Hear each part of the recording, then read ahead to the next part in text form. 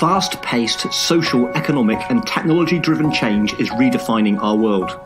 And having a broad range of skills, such as creativity and problem-solving, has become far more important than being able to memorize information. To redefine how our children learn and to empower them for the future, parents, teachers and policymakers must stop overlooking a powerful part of the solution: learning through play. Play is the rocket fuel of child development, and there is a growing body of evidence to support that play is fundamental for children's positive growth and well-being over time. It is also an essential way to foster the skills required to thrive in today's world. The LEGO Foundation aims to build a future in which learning through play empowers children to become creative, engaged, lifelong learners.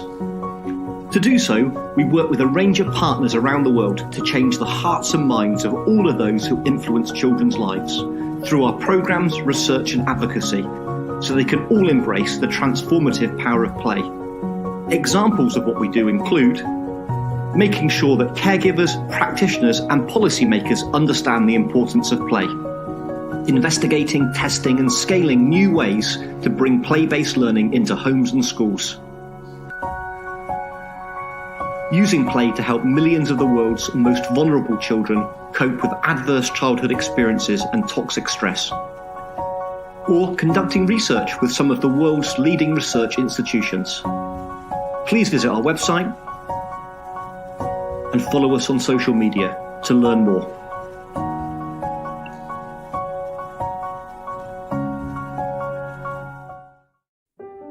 Language connects us all. It's how friendships are formed, ideas are shared, and lessons are learned. Language is how we find understanding and express love. It's how we communicate our successes, both big and small. It lays the groundwork for learning and growth. And for an increasingly diverse student population, it can be the key to achievement in school and beyond. That's why Rosetta Stone Education is dedicated to language and literacy.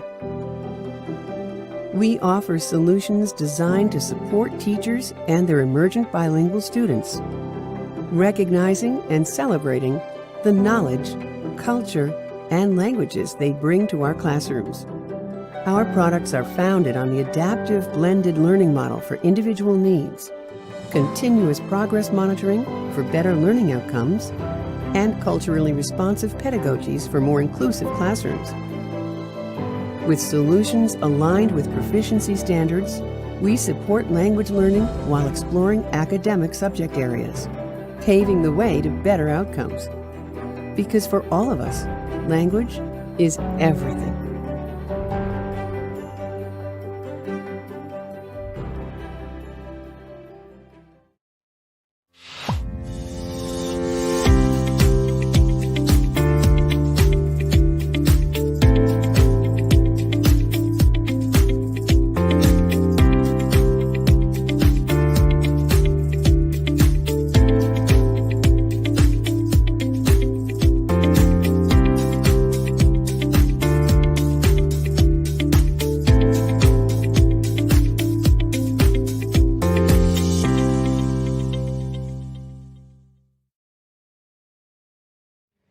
Dear T4 community, we talk a lot about teachers these days, but we rarely listen to them.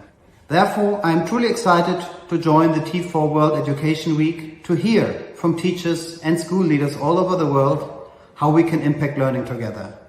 I am particularly looking forward to the global showcase.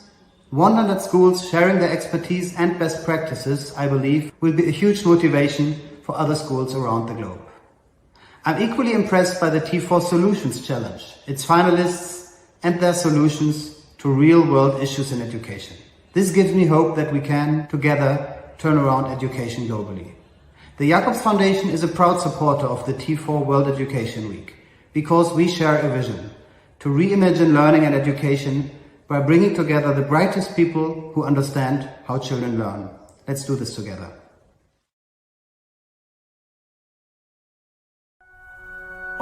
Fast-paced social, economic and technology-driven change is redefining our world.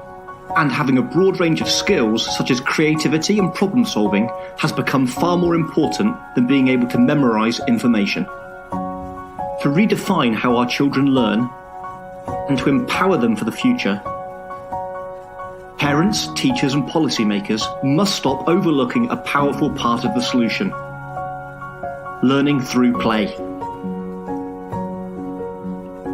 Play is the rocket fuel of child development, and there is a growing body of evidence to support that play is fundamental for children's positive growth and well-being over time. It is also an essential way to foster the skills required to thrive in today's world. The LEGO Foundation aims to build a future in which learning through play empowers children to become creative, engaged, lifelong learners. To do so, we work with a range of partners around the world to change the hearts and minds of all of those who influence children's lives through our programs, research and advocacy, so they can all embrace the transformative power of play. Examples of what we do include making sure that caregivers, practitioners and policymakers understand the importance of play, investigating, testing and scaling new ways to bring play-based learning into homes and schools, using play to help millions of the world's most vulnerable children cope with adverse childhood experiences and toxic stress, or conducting research with some of the world's leading research institutions. Please visit our website and follow us on social media to learn more.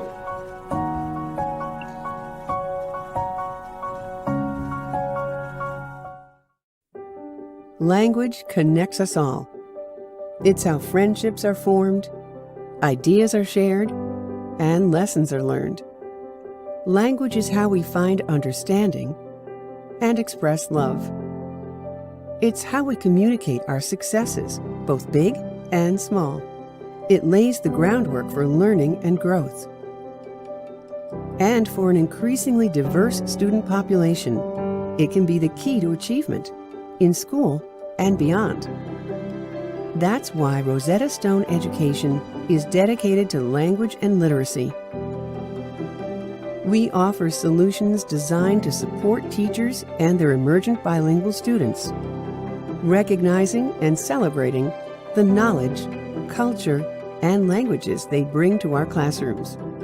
Our products are founded on the adaptive blended learning model for individual needs, continuous progress monitoring for better learning outcomes, and culturally responsive pedagogies for more inclusive classrooms.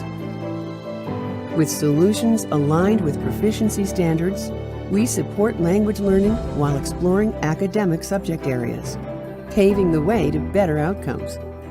Because for all of us, language is everything.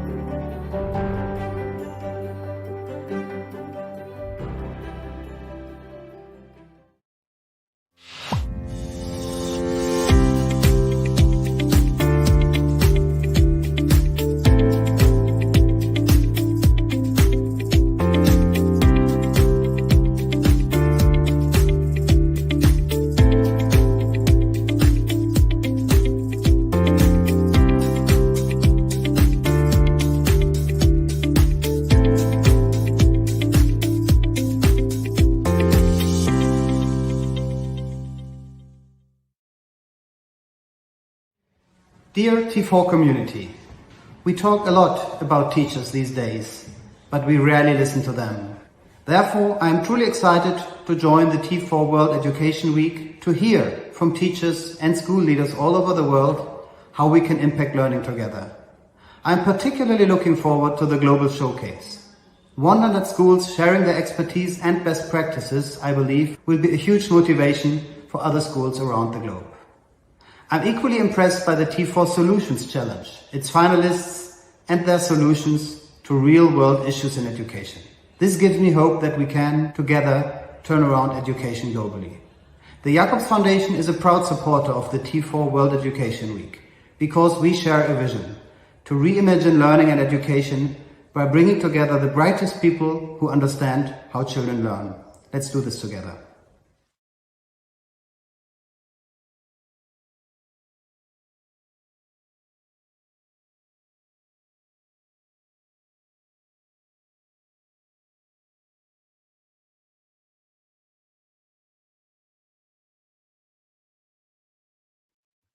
I'm told that you're on mute is the most common utterance today in to go digital.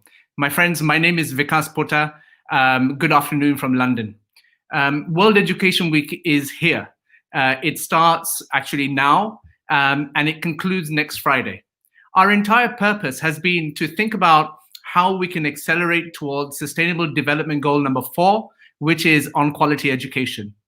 Given that progress had slowed since the temperature check last year and compounded further by COVID, we all came together to think through as to how we can actually accelerate progress in the next 10 years to achieve that goal for the betterment of humanity. My friends, we asked for 100 schools to come forward to share their expertise online. And that is exactly what is going to happen over the next week. There's 100 online events for free being hosted by schools that have developed a certain expertise in driving learning outcomes in their different countries, in their different contexts.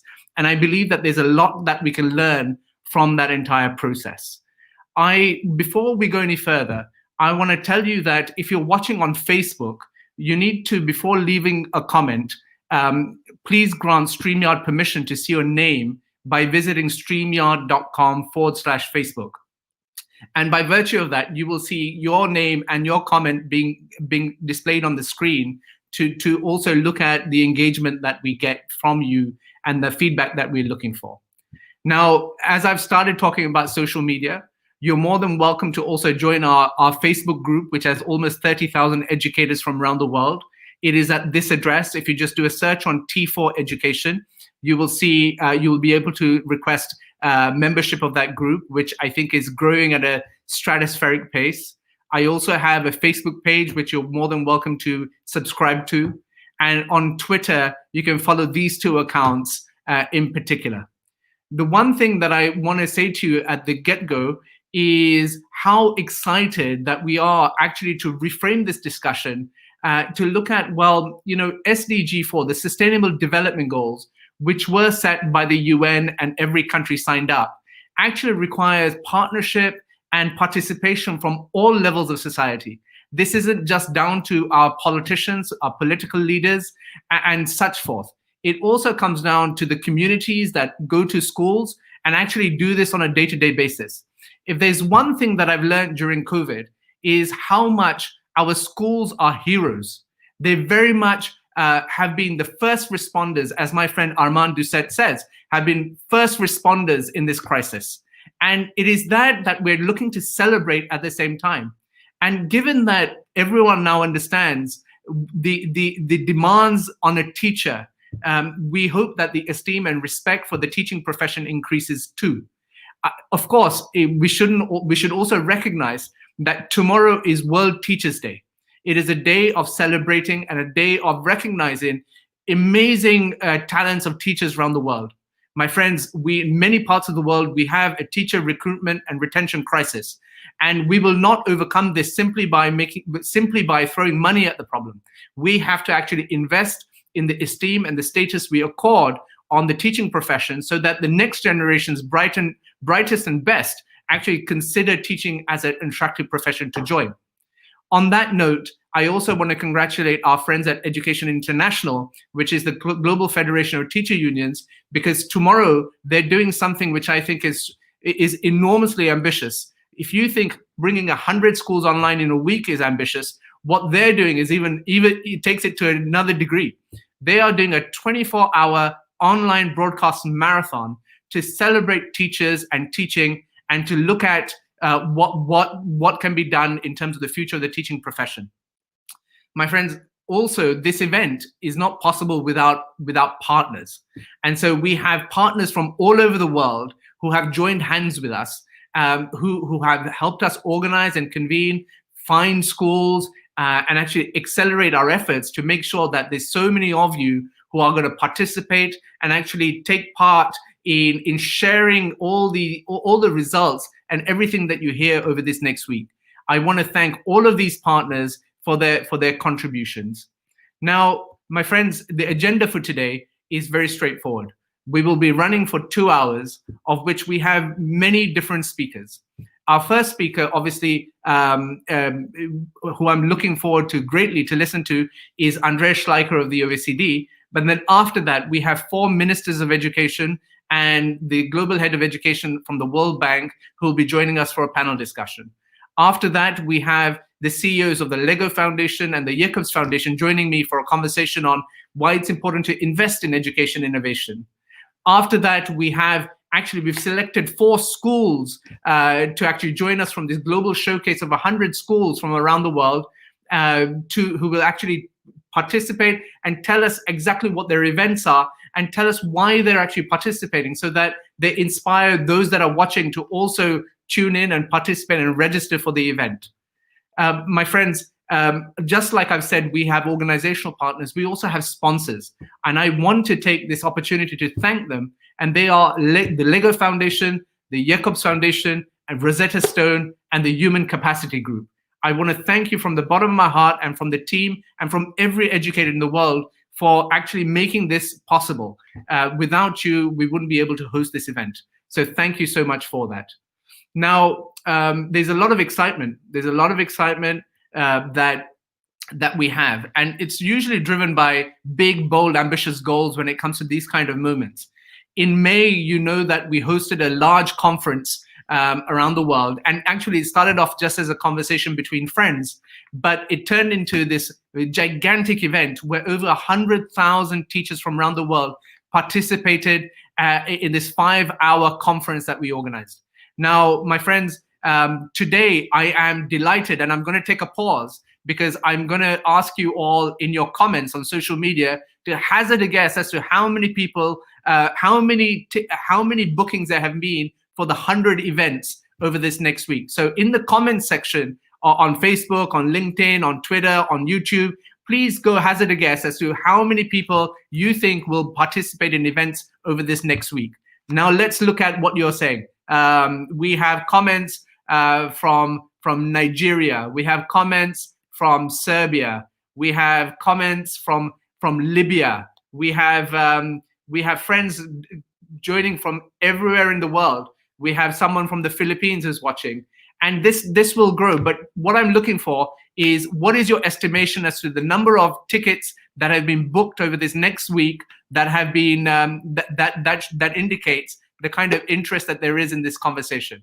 My friends, let's see then some numbers, and we'll come to it in a second. But before I do so, I want to tell you that tickets have been booked from 146 countries. 146 countries, which is mind-blowing when you think about it, right? 146 countries is where we see so many participants from. And now is the time when I want to tell you exactly the number. I hope you're watching. I hope you're sitting down. And this is the beginning of the week, and I'm sure it'll grow over the next few days. My friends, I am delighted to tell you that over 85,000 tickets have been booked over this next week by educators wanting to participate in the 100 events that are being hosted by incredible schools around the world. Give yourselves a huge round of applause. 85,000 people so far have booked tickets to attend one of the events that's taking place. Now, with every event, we know that we know that when we were in the physical world and we were organizing events, we would go and we would meet our friends and we would have a coffee. We would catch maybe someone who's got some sort of esteem or someone that we respect, and we'll say to them, look, in the olden days we used to ask people for an autograph. But what we want to do actually is a new method.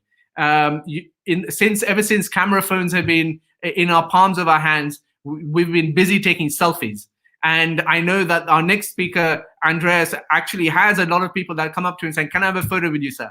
So what we're going to do is we're going to practice this before Andreas comes on, because when Andreas comes on, and I hope he's listening, when Andreas comes on, we're going to ask him for a selfie, because I believe he's the most influential man in education policy today.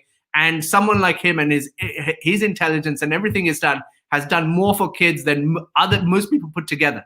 So let's practice this moment. So if you take your phones out, I want everyone to take your phones out. I want you to, this is the way that we do selfies nowadays.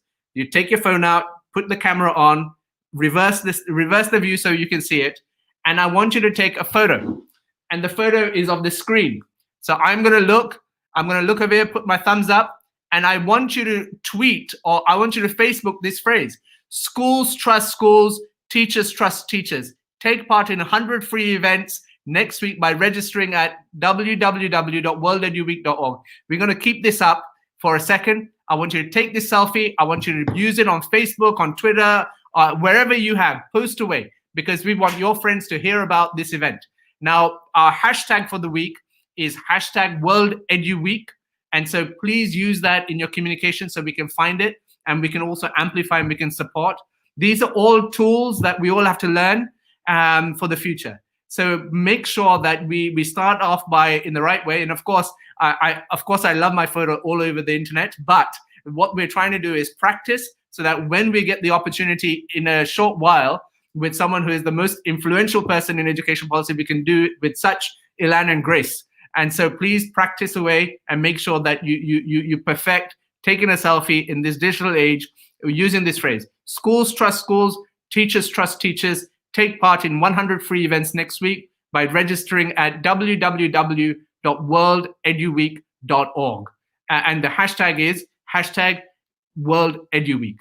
My friends, before I bring on Andreas, I want to introduce my friend Emiliana Vegas, who is the co-director at the Center for Universal Education at the Brookings Institution, which is the most esteemed and prestigious think tank in the world, who focus on global education. She has a message on the Sustainable Development Goals and what we can do to catch up.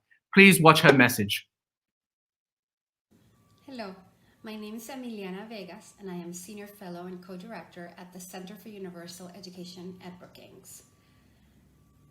The achievement of the SDG 4 on quality education is really at risk right now, in part due to COVID-19. While we had made a lot of progress in ensuring access to children in most countries of the world to primary education and even expanding access to secondary education, the COVID-19 crisis has not only led to school closures that have lasted a long time and that are going to result in learning losses, and by some estimates costing around 10 to 15 trillion US dollars worldwide in productivity over our current students' lifetimes, but also it's really increasing inequality, which was already quite a problem, as we all know. So what can we do to reverse this, risk of hurting for many generations to come, today's children and youth? In our view, one of the most important things we can do is protect education investments, make sure that our leaders understand that while education might be a silent crisis and the learning losses are not as evident as the deaths due to the pandemic, continuing and expanding investment in education is even more important now, because we don't want to leave so many children behind. And secondly, for teachers, many of you who I hope are listening, once you are able to return to school buildings and physically interact with students, and even now if you're doing it remotely, you're probably experiencing an even wider gap between the skills and learning progress that your students are making. So really understanding how you can help those that are falling behind catch up quicker and make more rapid progress toward achieving the basic skills of reading and basic math so they can continue learning through their lifetimes is going to be ever more critical. Thank you very much. I hope this is useful. I want to thank Emiliana and Rebecca Winthrop at the Brookings Institution for all that they do on education. We need more people like them in the world, and I'm very thankful to them for taking part in today's plenary. My friends, I also talked a little bit about the social media sites. We also have a 3,000 strong LinkedIn group. If you search for T4 Education and Our World, you'll be allowed access to that. And I think it's a really high quality discussion that takes place there. And we also have a YouTube channel where many of you are actually watching on our YouTube channel. But if you want to, you can subscribe to the YouTube channel. Without further ado, please allow me to introduce someone who I regard in the highest esteem, and that is Andreas Schleicher, Director of Education and Skills at the OECD. Andreas, welcome to our plenary. Thanks so much, Vikas, and what a pleasure to be together with so many innovators today. I mean, that is what these times are really about.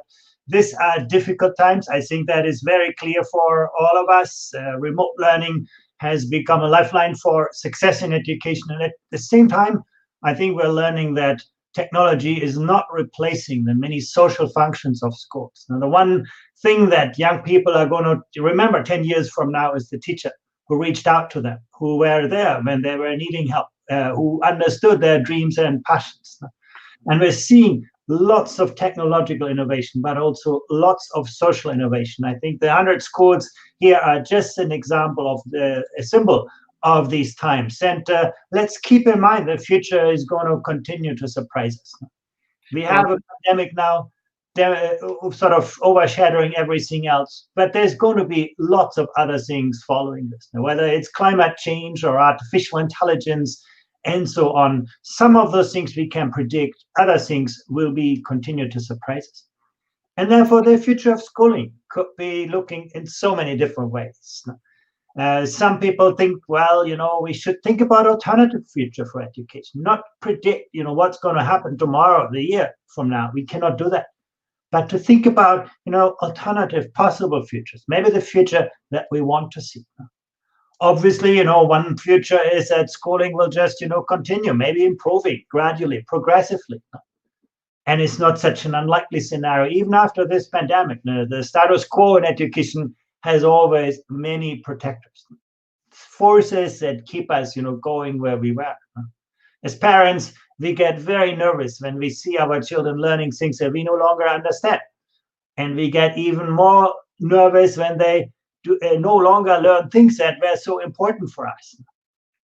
So that's really, I think, a very, very important scenario. And actually, if you look at the last 20 years, where we track learning outcomes across the world, think, how technology has fundamentally reshaped the world around us and how little change we have seen in the average performance of our education systems. Education hasn't been very good to keep up with the kind of fast development of our times. In 2018, about 1 in 10 young people, 15-year-olds, in the wealthiest countries, were able to distinguish a fact from an opinion. And you can say it's better than 7% in the year 2000, but we live in a dramatically different world. In the year 2000, literacy was mainly about, reading prefabricated texts. School books were very carefully curated, approved by governments. That was an easy time. When you didn't know the answer to a question, you could look it up in an encyclopedia. You could trust the answer to be true. Today, you look up your answers on Google and you'll find 100,000 answers to your question, and nobody will tell you what is right and what is wrong, what is true and what is not true. Literacy is no longer about, extracting knowledge. It's about constructing knowledge, a very, very different kind of skill set. And again, the world is changing. Education is not keeping up with this. Some people say, well, maybe education will just completely unravel. The forces of privatization, markets are going to take over and, have an abundance of service that people will buy in as they see fit. That's one scenario of the future. Or we see the opposite. And maybe schools will become even more important. They become centers of our societies. They integrate not just learning, but a range of social services. And we can see that today, in countries like Estonia or Finland. So maybe that is an alternative future. Or, who knows, maybe one day learning is just, happening as we go along. There's not going to be specific institutions, but we're going to learn every day in our life in a different way, supported by technologies, by people, by different kind of environments. Nobody knows, but we should think about it. And, the 100 schools that are here should think about their future, design their own future. And again, some of the things will be predictable, others will be a complete surprise. What we know is that this is going to be continuing, a race between education and technology. Now, before the first industrial revolution, neither education nor technology had a major influence on the lives of most people. But then came the industrial revolution. It changed everything, putting technology ahead of the capabilities of people and causing huge amount of social pain for all those who were not prepared. But, humanity reacted. We built, universal public education in those times and actually got people ahead of technology and created huge generations of prosperity. But, since then, we haven't seen that much change in our approach to education. This kind of industrial way of schooling has taken firmly root in our societies. And now we see the digital revolution doing exactly the same thing again, moving technology ahead of the skills of people. We're seeing people, from prestigious universities graduating and finding difficulties, finding an inadequate job. And at the same time, employers say they cannot find the people with the skills they need. We see exactly that same phenomenon of social pain. And our challenge together is to think about, what is it going to take to move people once again ahead of the technologies of our times. Of course, knowledge around us expands exponentially. Every day there's something new that we could be learning, and there are so many facets and features in our lives that we could be teaching, that we could be learning. And they all come with people. That's a very, very important point. When you look at technology, why did MOOCs not, do a great job? Why did technology alone not solve the problem of education? Well, because learning is not a transactional phenomenon. It's always a relational, a social phenomenon. The subjects where you invested most of your energy in primary school were probably those where you had a teacher who understood your passions and dreams. Learning is a social phenomenon. Learning happens through and with people. And, the world of the curriculum is just a tiny box, what we can actually do in school. And we want to get everything into this little box, of course.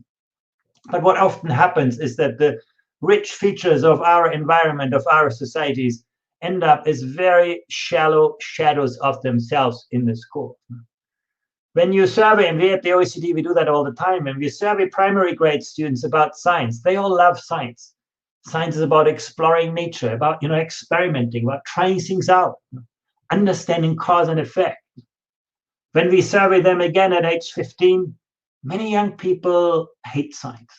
It's become a boring world of formulas and equations that actually has little to do with the nature of scientific inquiry. And we do that with so many other subjects as well. That's the dilemma of our time. And I think these times in which we live push us to think much harder of what makes us human. Think about the realm of human knowledge, the realm of ethics and judgment. If you think about artificial intelligence, it's an amazing force. But all it is a great amplifier and a great accelerator. It can amplify, accelerate great ideas and great practice, and it can amplify bad ideas and bad practice. What makes a difference is human judgment, human intelligence, human ethics, the realm of political and civic life. Can we live and work with people who think differently from us, who work differently from us, who may look different from us? We call that global competency. The realm of creativity, aesthetics, design. Those are the dimensions where humans have a huge role to play. And unfortunately, in the last years, they have been squeezed out to the margin. And after this pandemic, who knows? There's some people who say, well, we've got less time, we've got a lot of catch up. Let's just focus on the basics of mathematics, on reading, and so on. It's not sure that we actually understand the signals of our times and move education forward, not backward. We're at the OECD, when we think about this, we'd like to see student agency at the heart of learning for the future. In a way, we have made students often passive consumers. They learn something. In the future, success is about providing students with a reliable compass and the tools to navigate themselves through a world that is increasingly volatile, ambiguous, problematic. That concept of student agency is something that we should probably see at the heart of education. Of course, I don't want to deny the importance of knowledge, but we are seeing a shift from content knowledge, disciplinary content, towards epistemic understanding. Not just about what you know in physics and chemistry, but can you think like a scientist? Can you design an experiment? Can you distinguish questions that are scientifically investigable from those that are not? Can you build your own hypothesis? Can you think like an historian? In school, history often becomes a subject of names and places and times. But, the question is, do you understand how the narrative of a society has emerged, how it developed, how sometimes advanced, sometimes unraveled when the context changed? What does it mean for the time in which we live? Thinking like an historian, thinking like an artist, thinking like a philosopher. Those kinds of deep understanding of the disciplines are the foundations. They're of enduring value, whereas the surface of the content is going to change very quickly. But also the world, no longer rewards us just for what we know. Google knows everything. The world increasingly rewards us for what we can do with what we know. The skills aspect is very important. Now, most people immediately turn to cognitive skills, creativity, critical thinking, and they are very, very important. But actually, when you look at this world of artificial intelligence around us, the most rapidly increasing value comes with what we call social emotional skills. Curiosity, courage, empathy, leadership. And again, these skills are often at the margins of what we learn, because often they are caught, not taught in learning. But let me show you a couple of things on this.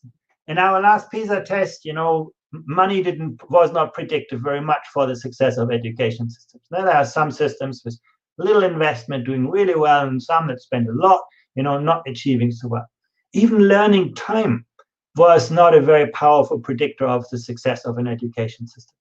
Some students in Finland, they have very short school days and learn a lot in very little time. Other countries spend a lot of time and students learn very little. But here you see one of the most powerful predictors. We call that the growth mindset that students have, where students own their learning processes, where they see themselves as actors in constructing learning. The education systems deliver very high results, also when it comes to subjects like this, like reading, mathematics, and science. You can see here, Estonia, you're number one in the OECD area on both areas. You look at a country like Indonesia, still struggling in equipping students with baseline skills. And at the same time, students typically believe that they cannot really change the things around them. Success has to do with the family background, the genes they have, the talent, not with the effort they invest in learning. And that is something that we can instill in young people, that growth mindset. And it has many other influences as well, where students had a stronger growth mindset, where they were more likely to be motivated to take on difficult tasks. They had a greater sense of self-efficacy. They were less afraid of failure. They were more likely to see value in schooling. And think about that fear of failure. Today, we want, our children to be creative. If we want them to be creative, we have to give them space and room to experiment. And if they experiment, they have to take risks. If they take risks, they'll make mistakes. If you're not very good in helping students learn from and with mistakes, well, they're probably not going to be so creative. And you see that growth mindset really underpins that kind of success, at least according to our data. So if you ask me, and with that I want to conclude, what are the most transformative competencies that we should be building in the next generation? Well, one is obvious, is our capacity to create new value, to build something of intrinsic positive worth. That's probably what distinguishes us most from the technologies of our times. Technology is very good to extrapolate from what we know, to extend what we know, but to think around the next corner, to connect the dots where the next big idea is going to come from. It's very much a human kind of trait. Navigating ambiguity, reconciling tensions and dilemma. The world is no longer black and white. Often we need to deal with uncertainty, make decisions on the fly. Very, very important kind of capabilities. And then last but not least, taking responsibility. There are a lot of things that we know. There are a lot of things that we do. But are we able to mobilize our cognitive, social, and emotional resources to actually do something?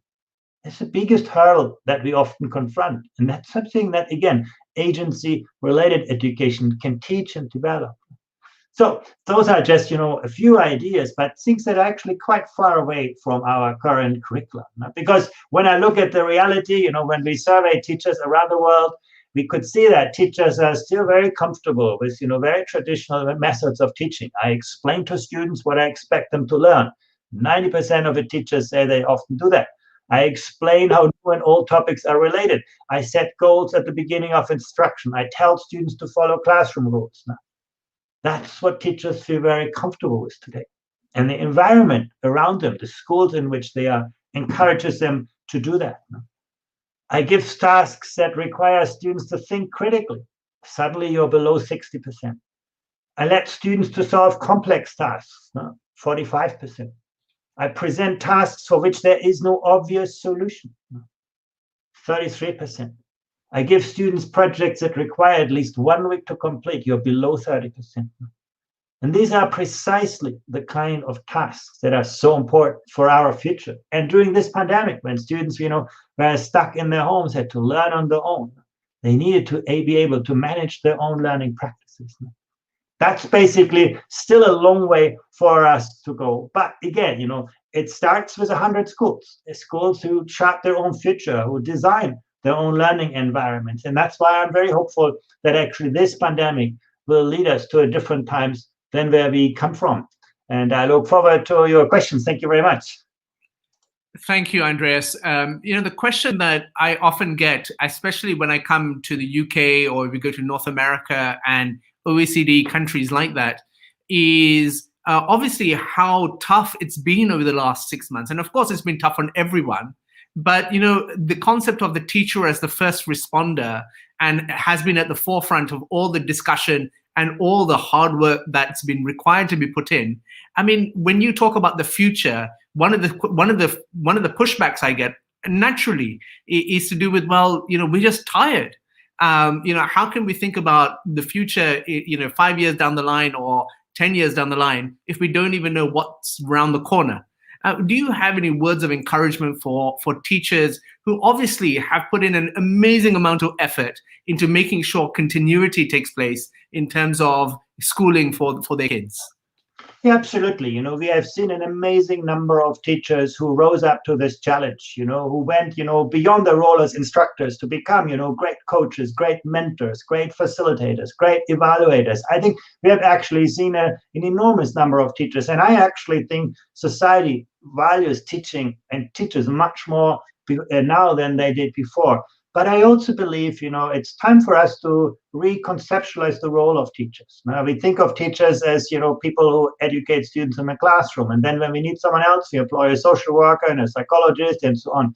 No, the future is with people who educate students in a much more holistic way, who have more time to not just, to care for students outside the classroom settings, but also to design tomorrow's learning environment. If you as a teacher sit in the classroom, you expect, tomorrow someone is going to tell me something new, something more is going to happen, you'll be always in uncertainty. You'll always be anxious. If you as a teacher, you're at the front line of the design of instructional practice, you actually work with your colleagues to, imagine new technologies and work on that. If you get the time not just to teach, but actually to become a designer of innovative learning environments, you hold the future. You actually build the future rather than being just the recipients at the end of an assembly line. So I do think we need to actually reconceptualize the role of teachers as a whole and look at the work organization in schools to do that. And so there's a few questions that have come in the comments, Andreas. I mean, for example, this person hasn't put their name on, but how can teachers learn to teach the way that you have shown? That's a great question to ask. Do you have any responses to someone like that? Yeah, watch teachers who do that well. I don't think you learn that from books or, from theory. I think you learn that best by watching teachers who do that best. And some countries have a great culture of doing that. Actually, when you go to Singapore, to China, to Japan, Estonia, teachers, regularly, observe other teachers' classroom and they study this together. They build sort of new lesson practices. I really believe that the wisdom is not in the academics and the universities. The wisdom is among the teachers. We just have to find the good experiences in the classroom and scale and spread them better. I think teachers should, hold that key to their own profession. And I should also credit you with actually helping me come up with this idea of World Education Week, because you have often spoken about what happens in schools being the most important thing, and actually this sharing of practice and actually the community coming together being of prime importance. So I thank you for that. And just to show that people are watching online, Andreas, and I want to I'm impressed anyway, that, there's a former Prime Minister of Greece, George Papandreou, who we both know, who has said, "Bravo, Andreas, for this challenging presentation." He's watching on LinkedIn.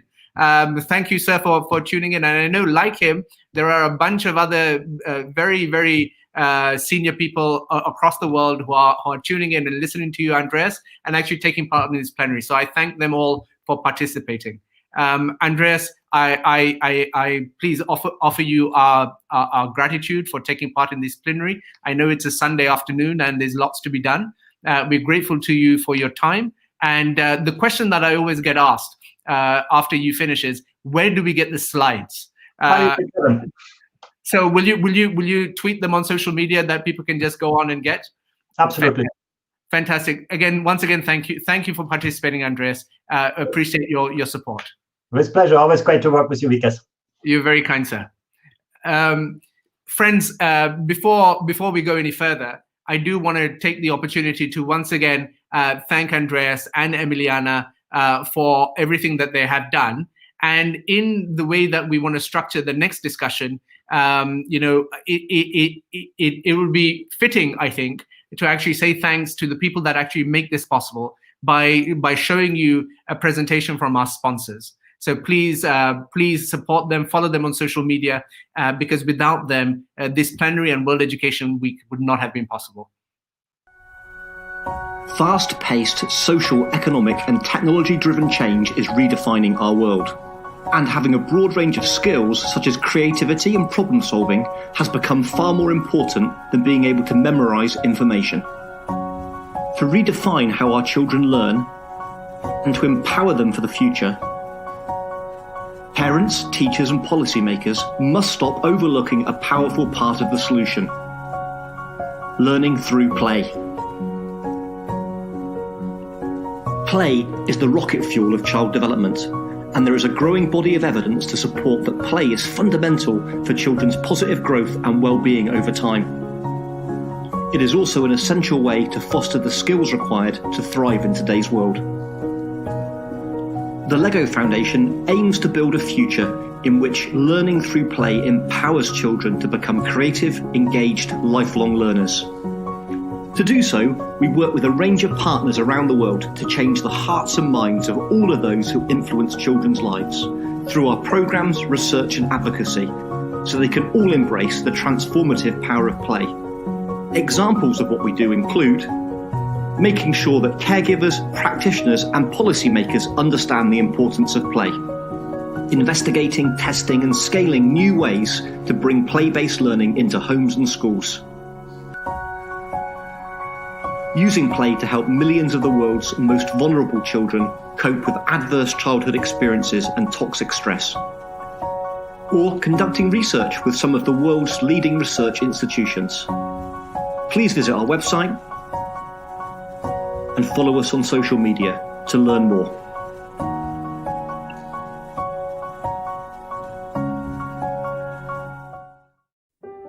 Language connects us all. It's how friendships are formed, ideas are shared, and lessons are learned. Language is how we find understanding and express love. It's how we communicate our successes, both big and small. It lays the groundwork for learning and growth. And for an increasingly diverse student population, it can be the key to achievement in school and beyond. That's why Rosetta Stone Education is dedicated to language and literacy. We offer solutions designed to support teachers and their emergent bilingual students, recognizing and celebrating the knowledge, culture, and languages they bring to our classrooms. Our products are founded on the adaptive blended learning model for individual needs, continuous progress monitoring for better learning outcomes, and culturally responsive pedagogies for more inclusive classrooms. With solutions aligned with proficiency standards, we support language learning while exploring academic subject areas, paving the way to better outcomes. Because for all of us, language is everything.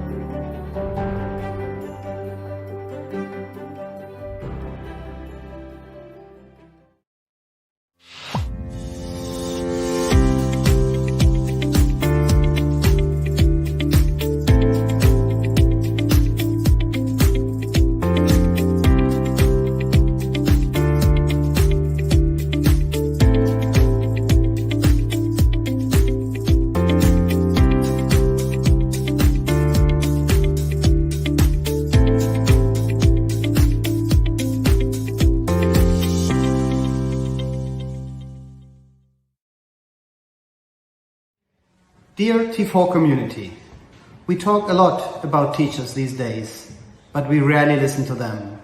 Therefore, I am truly excited to join the T4 World Education Week to hear from teachers and school leaders all over the world how we can impact learning together. I am particularly looking forward to the global showcase.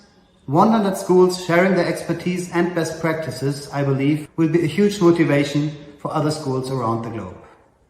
I'm equally impressed by the T4 Solutions Challenge, its finalists and their solutions to real-world issues in education. This gives me hope that we can, together, turn around education globally. The Jacobs Foundation is a proud supporter of the T4 World Education Week because we share a vision to reimagine learning and education by bringing together the brightest people who understand how children learn. Let's do this together. Friends, you may have missed me saying this earlier on, but over the next week, we have 100 free online events being hosted by 100 schools from around the world who have been carefully selected for their expertise.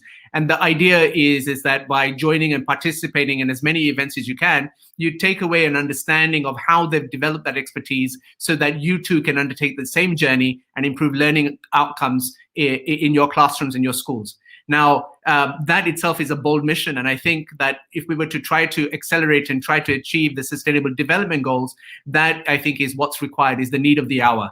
And, you know, the real thing is that what we know is that schools trust schools and teachers trust teachers.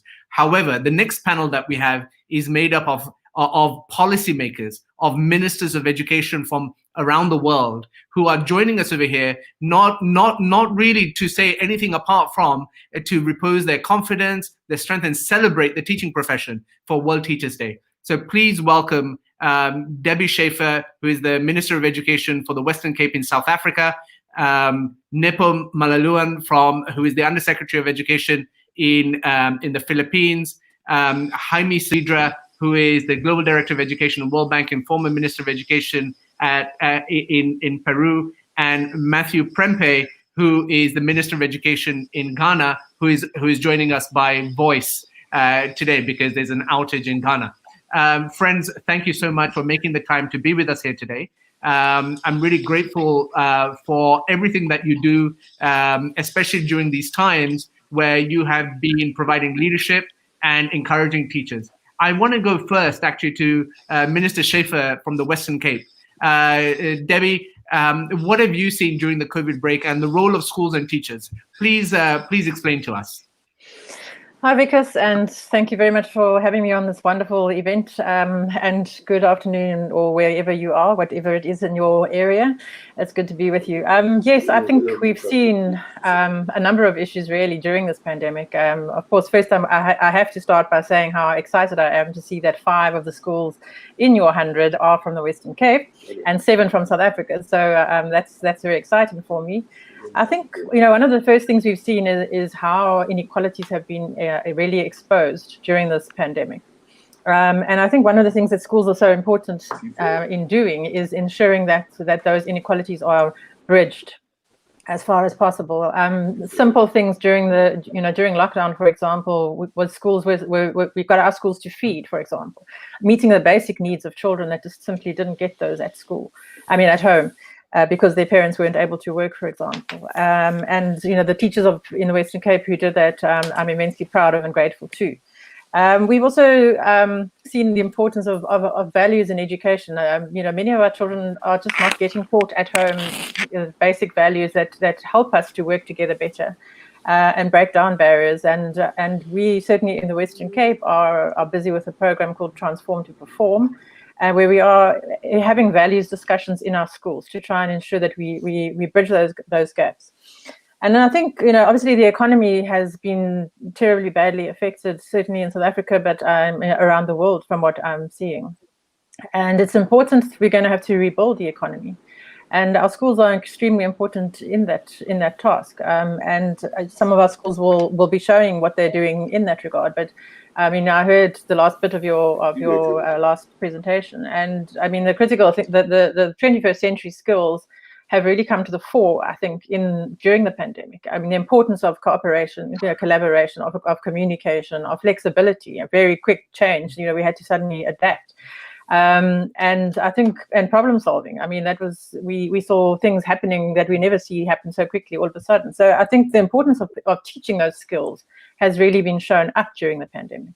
And I think that our schools really do need to grasp that. I agree with Andreas Schleicher that it's not always easy when you're busy trying to just get the basics back on track and you get through the work that you've been missing. But I think our school's role is really, really important in that. And ensuring that we teach skills that are needed in our economy, which is why we have schools of skill. We have, in the Western Cape, we've developed a new kind of school, a school called a collaboration school, which is Jake's Schafer, which you will be hearing from. That's one of the examples. It's sort of a charter type school. And by doing those kind of innovations, it enables people also to come forward from the public, to come together in communities like Bonnievale, where they've established the school. So I think it's important as policymakers that we also need to create those opportunities. But also we need those innovators in society, in the communities, who are caring enough to create those kind of new schools and teach skills that we actually need to grow our economy. It doesn't help teaching things where people can't use them in the workplace. And too often we see people leaving school, but they actually don't have the skills that are needed in the economy. So we need to ensure that our skills are aligned with the needs of the economy to make sure that all our people have dignity when they leave school. Well, thank you so much for that, Minister Schafer. I want to stick to Africa and call on Matthew Prempeh, the Minister of Education for Ghana. Sir, I know that you're on the road as well, and I'm thankful to you for participating. There are 3 schools in Ghana that have been selected to take part in the Global Showcase. So what do you have to say about that? Well, that is exciting to know and to realize that probably what we are doing here is worth showcasing. The 3 schools, URC Junior High School, Ave Afegema DA School, and the University Basic School, probably are not to be able to be showcased. You might think that they are the best schools in the country, but they are probably the schools on the right path. That is why they are participating in the challenge. And I wish them well, that they come out better. And then other schools, they become examples to other schools in the country. Sir, in terms of, there's a lot of talk in terms of, are these the best schools? Are they the schools to showcase? What do you have to say about the role of schools during this time and the importance of what we're trying to achieve during the Global Showcase for World Education Week? Thank you. Certainly, they might not be our best schools in the country, but they might be schools that are doing something that is worth showcasing. Schools that where teaching and learning are going on, irrespective of the circumstance and the context, in the sense that some of these schools are in very rural areas, with some talented kids offering to go there to teach for Ghana. And so what it tells or what it shows is that no matter the circumstance, everywhere there's a school where there's appropriate teaching and learning going on, the right tutors, the right textbooks and materials or improvised, and the students are inspired, teaching and learning can continue. Thank you so much for that contribution, sir. I want to now go to the Philippines, to the other side of the world. I know, Undersecretary Nepo, there's a lot of Filipino people who are watching this today, and actually 2 schools have been selected, if I'm not mistaken, from your country. What do you have to say to them, sir? Well, first, let me congratulate all of your 100 showcase schools. And as you mentioned, 2 of them are from my country. One is a private school, Xavier School, that will showcase its online distance learning using technology for upgraded STEM education. And the other is a public school that is reaching out to an indigenous community to ensure that they are not left behind, while they keep intact their sense of pride in their cultural heritage.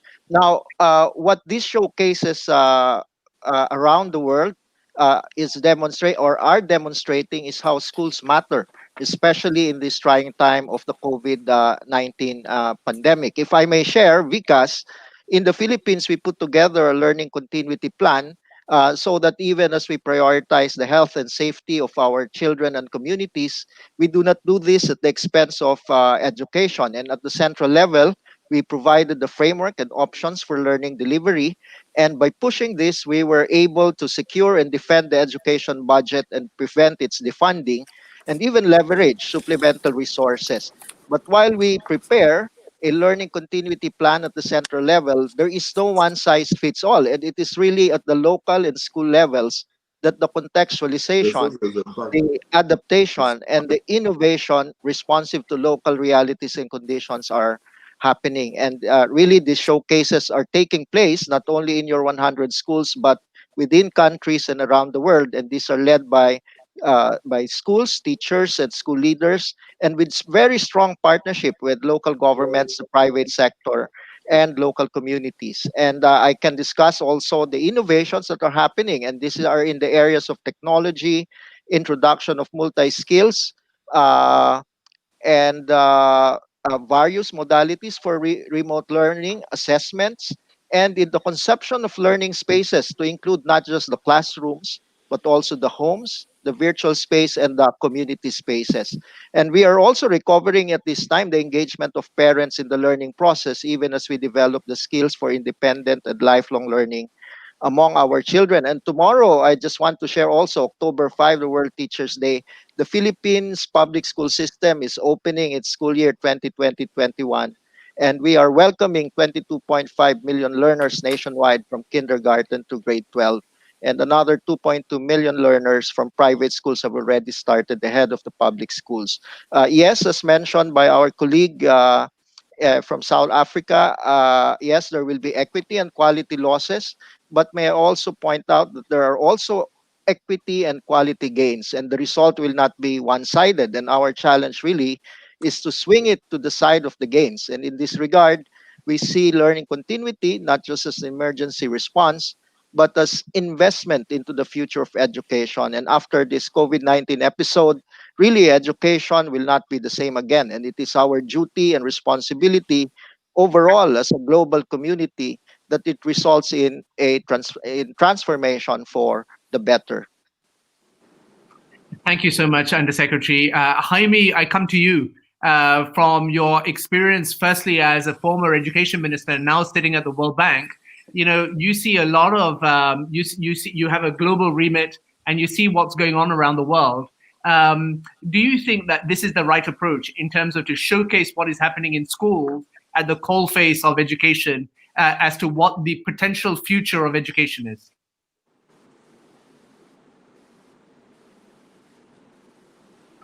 So let me just confirm, can you hear me and see me well? Yes, I think sir. the line was breaking up a little bit for me. Yes, sir. It's fine? Great, thank you very much. So first of all, thank you for the invitation, because big congratulations to you for organizing this and allow us to learn, right? To learn from where innovation is happening. And great to share the panel with Dr. Prempeh, with Dr. Nepo, and great to see Debbie again. So look, there are several lessons from this pandemic, and lessons that will allow us to build a school of the future. I will always say the learning process of the future. And it's the future, I'm not talking about 10 or 20 years from now. It's a future that, because of this pandemic, is the future that has been propelled to today.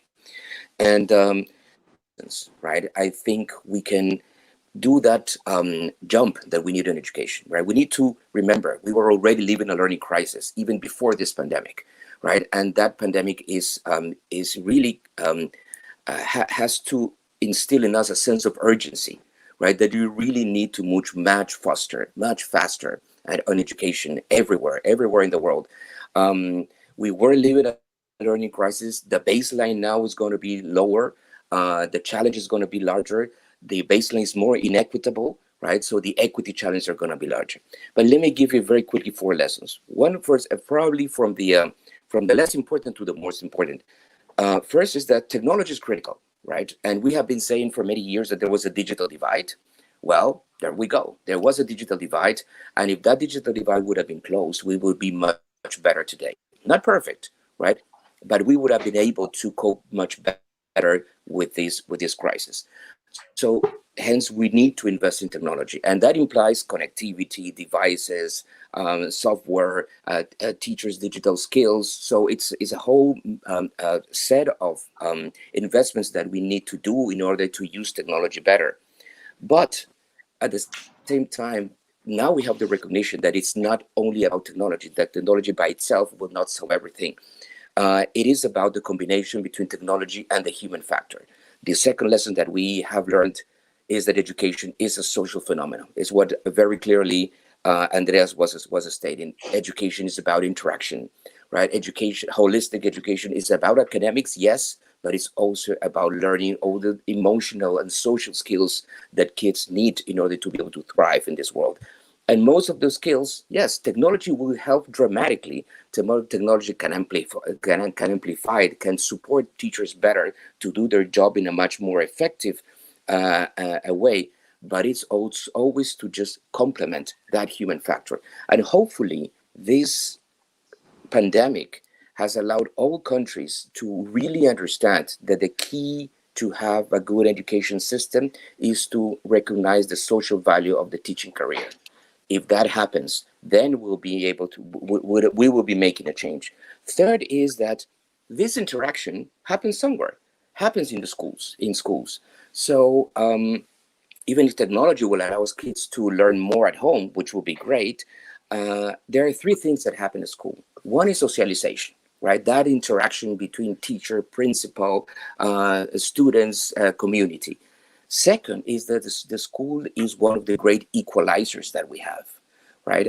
In order to make sure that all kids have the right opportunity to a good education experience. And third, that the schools, as we're seeing in this event, I mean, this pandemic has forced us, right, to make changes in a matter of weeks and months. I'll give an example, right? This huge use of WhatsApp of teachers in order to communicate much faster, better with other teachers, with their students, right? It's something that we haven't thought before that could be a powerful tool, right? And there was no 3-year pilot program organized by a Ministry of Education to see in which way we can use social media for teachers to interact better to students. This had to happen. And this started happening much faster than we have ever thought. It happened perfectly? No, but that's fine, right? We need to learn how to use technology. The good thing of this pandemic, if there's something good of a crisis like this, is that has allowed us and see that innovation can happen. That will not be perfect the first time, but that we need to try fast. And finally, to close, is that learning is a continuous process, right? Learning will have to continue happening at school, but learning happens at home, right? So we need to invest in the support to parents and to communities in order to support the learning process that has to be a continuous experience for children in schools and at home. Thanks, Vikas. Thank you so much, Jaime. I want to ask Dr. Prempeh in particular. Dr. Prempeh, thank you for joining us whilst you're on the road. But I want to ask you a question regarding the status of teachers. How do we make sure that the social value of teaching actually increases? I know that you and I have discussed this in the past, and I'd be keen for you to share your thoughts on this. Thank you very much. One of the first things we have to recognize is that teaching is a profession. And if it's a profession, it must begin to see itself as so. The teachers must see themselves as so. What we inherited in this country and what we've tried to change is to bring teachers to realize that as a profession, they need to regulate themselves. They need to have a code of ethics and a value system that teachers aspire to. Not only being able to teach, but protecting and promoting the profession of teaching. So one, we first set the standards for all teachers in the country. And to benchmark that standard, to ensure that teachers have got the required skills, the knowledge and attitude, we brought in the professional licensing exam for new teachers. We also instituted the continuous professional development and professional learning communities within schools. And not only that, we started a system of providing incentives and remuneration for teachers to upgrade themselves, to update themselves, to build upon their capacity, to acquire knowledge, to continuously want to improve through an accountability system at the school level. So whilst we are trying to support, it's inherent for the teachers themselves to see themselves as a professional brigade improving and performing function in society that is unique, skilling and teaching the next generation to continue our progress as a society. And I think that we have done well, even though it's been difficult, in setting the stage, putting the first few blocks together for teachers themselves to realize that our profession is a noble profession, our profession is a unique profession.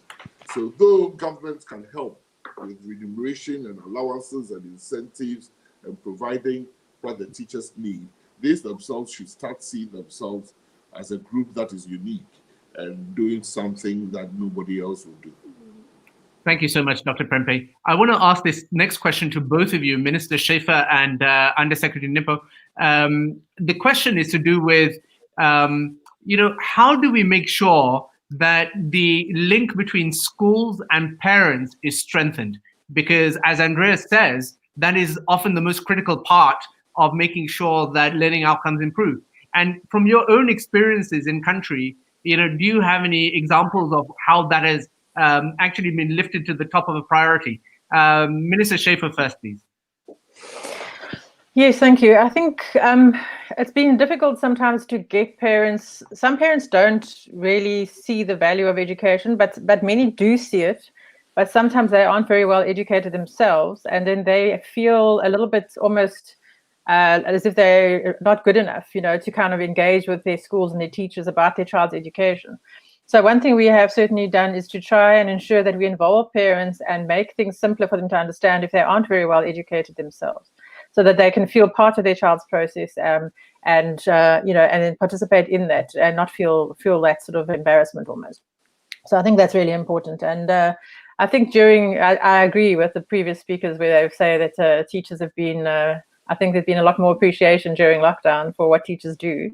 And hopefully that will also show in the parents' appreciation going forward, and hopefully will improve their involvement. But sometimes parents just aren't, and we need to find better ways of engaging with our parents to ensure that they feel part of their child's education. Thank you. And Undersecretary Nepo, please.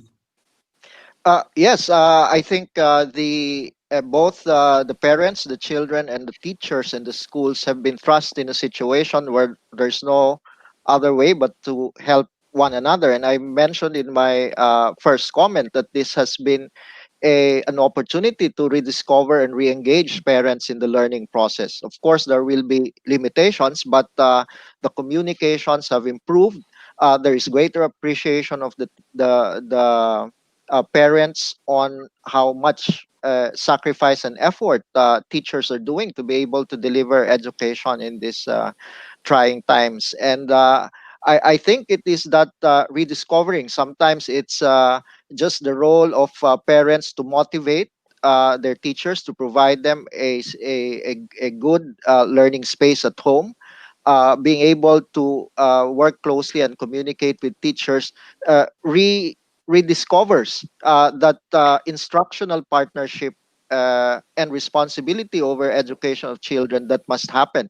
And so I think what needs to be guarded against is to diminish the frustration levels given the challenges, and to see the bright spots and share these bright spots so that it becomes a building process and a rebuilding process of the partnership for education and learning between schools, teachers, and parents. And I think we are seeing the renewal of that because parents are asking what will happen, how will learning happen, what is our role. Now parents are starting to ask again what their role in the learning process is, given the limitations of this pandemic. Thank you so much, sir. I'm going to ask the final question to Jaime. Jaime, there's obviously, in the last conference that we did in May, the subject that was the most important was to do with the well-being of teachers and the teaching profession, given everything they're going through. What are you seeing with regards to that agenda, in particular around the world? Is teacher well-being placed at the heart of how we improve learning outcomes now?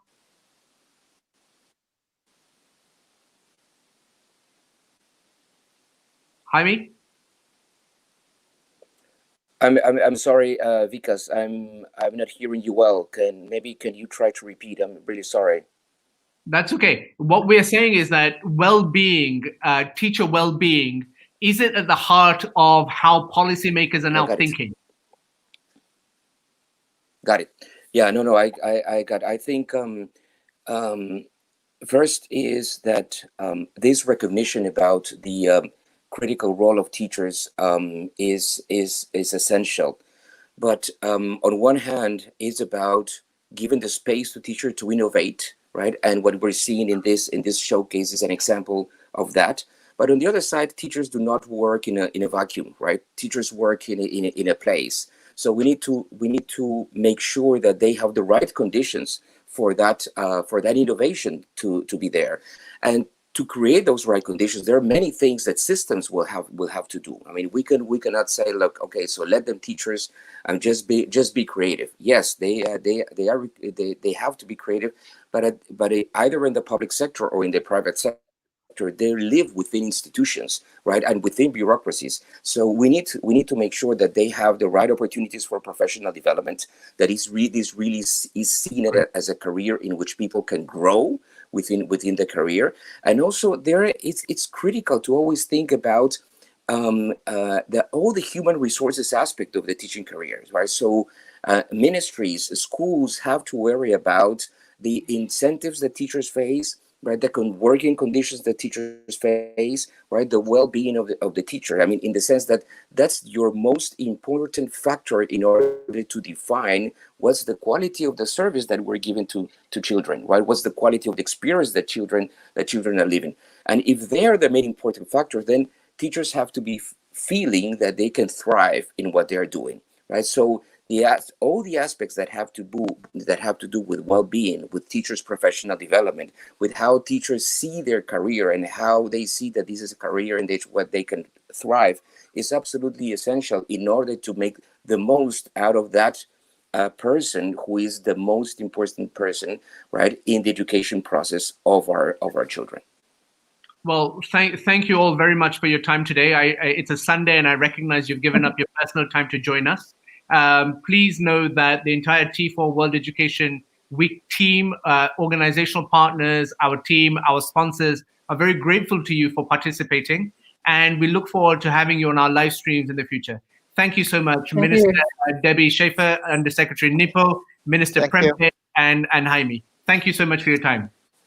Thank you so much, Vikas. Friends, what I wanted to do was speak to you regarding registrations for World Teacher Day, World Teacher Week, World Education Week, even I should say. It's Global Teacher Day tomorrow, but World Education Week is taking place with 100 events taking place next week. You can register on www.worldeduweek.org. And make sure that we participate. There are 100 events from 100 different contexts that may be relevant for your school, actually improving its learning outcomes. Now, without further ado, as I've said in the past, we wouldn't be able to have this event without our financial sponsors, but also my friends, John Goodwin of the Lego Foundation and Simon Sommer of the Jacobs Foundation. Welcome, gentlemen. Thank you for spending your Sunday with me and with all of us online. I actually want to go straight in and ask a few questions. And please also do speak about your work. But one of the things that I'm curious about is how should one invest in education? And given that that is largely what both your roles are in running big philanthropic organizations, I want to go to John first, because the Lego Foundation obviously is very well renowned in the world because of what you do and the bricks that you have. But you also have a fantastic philosophy in terms of making sure that you promote playful learning. John, do you want to say a little bit more about your work? Sure. Thanks very much, Vikas, and hello, everybody. I want to say a big thanks to Vikas and the T4 team for the amazing efforts you've put into bringing us all together to celebrate successes and share our experiences and to really drive the collective goal of a quality education for all. So I'm really excited about this week ahead. In terms of what we're doing, I'm particularly excited in relation to this event to see schools that are leading the way in pedagogies that are based on learning through play being showcased this week. Because learning through play is really what we're focused on in the LEGO Foundation as a means to achieve really quality education.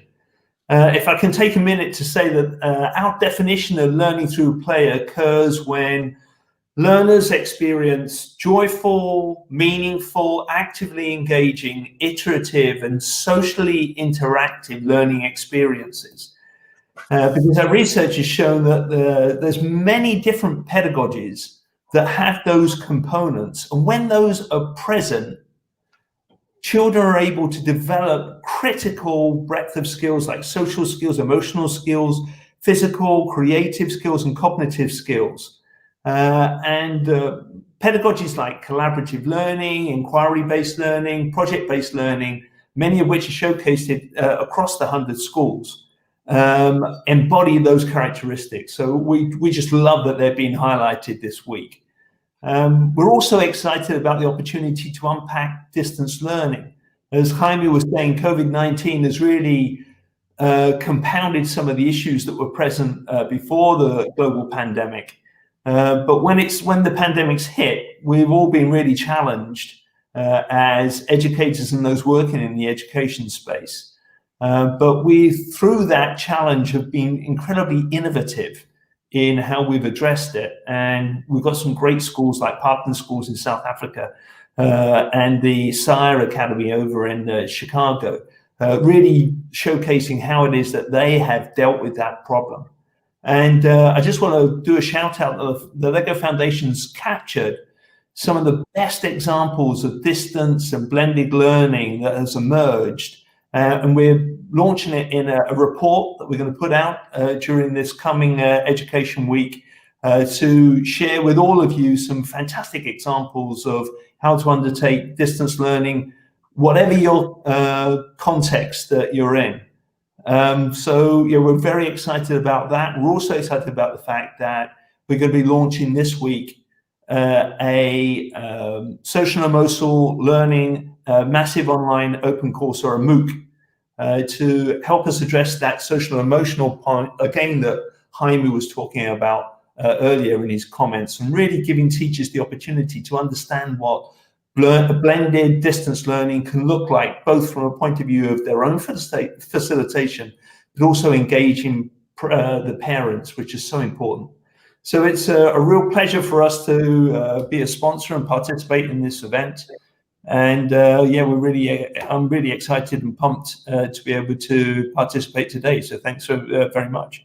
Thank you so much, John. And Simon, I come to you. I mean, the Jacobs Foundation has this enormous history with regards to supporting education all around the world, primarily through your research work, through your work in COCO communities and such forth.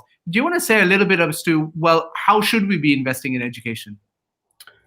That's a very tough question. If I had the answer to that, I probably wouldn't be sitting here. But let me say two words. Despite of the great examples we just heard a few minutes ago, I believe governments are really busy and under a lot of pressure these days. All of them, even the best ones, even here in Switzerland, I would say. And that's totally understandable.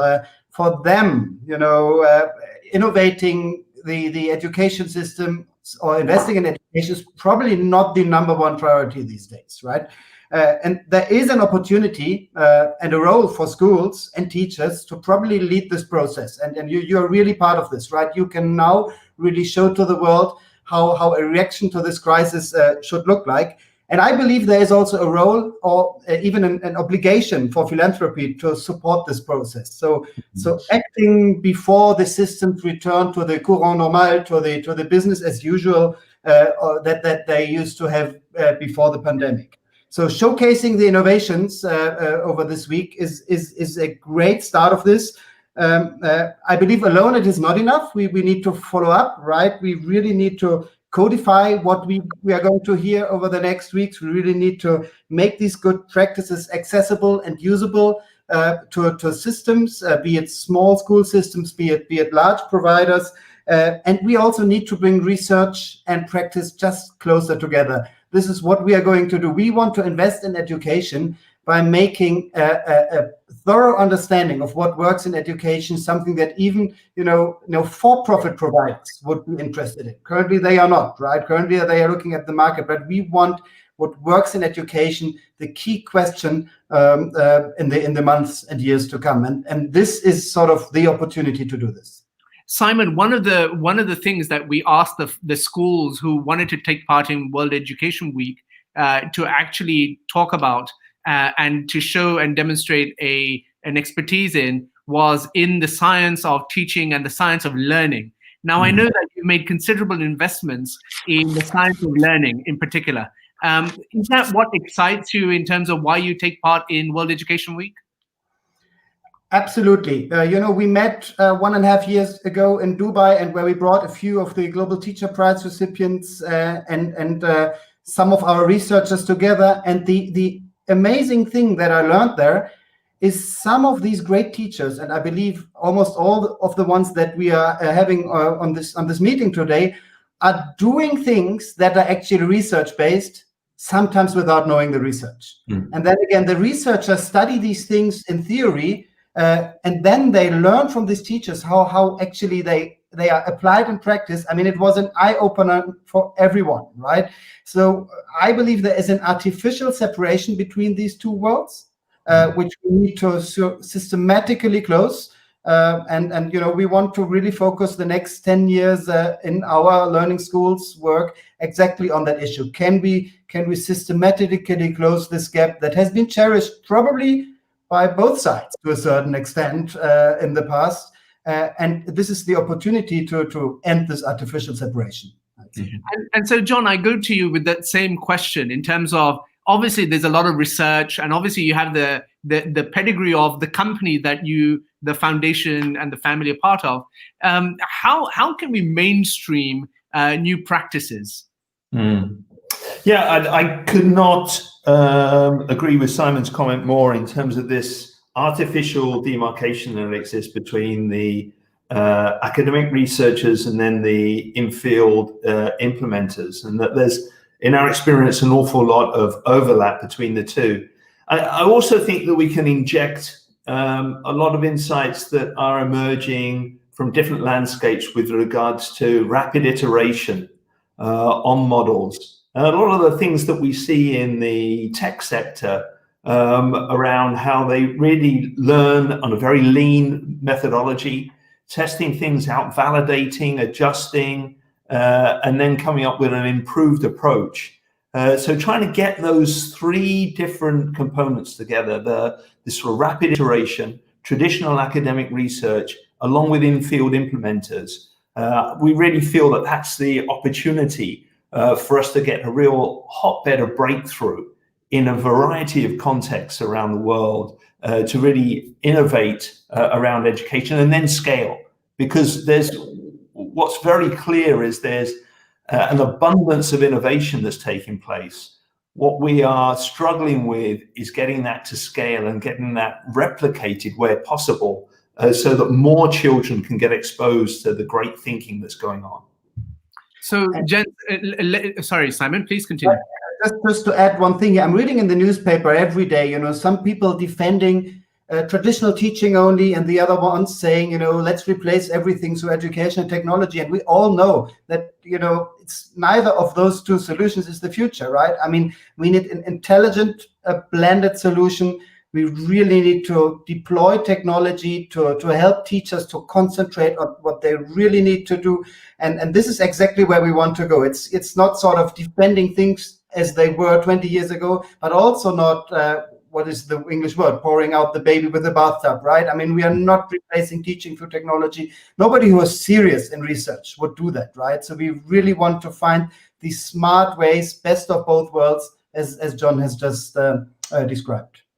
So through your granting portfolio for both organizations, how much do you work directly with schools as opposed to just systems and policy and research? It'd be interesting to hear, because I know that there's a lot of teachers and school leaders that are watching this and saying, we like the sound of what Simon and the Jacobs Foundation is saying and John and the Lego Foundation is saying, but do they actually, how do we access resources? How do we access their thinking and their expertise?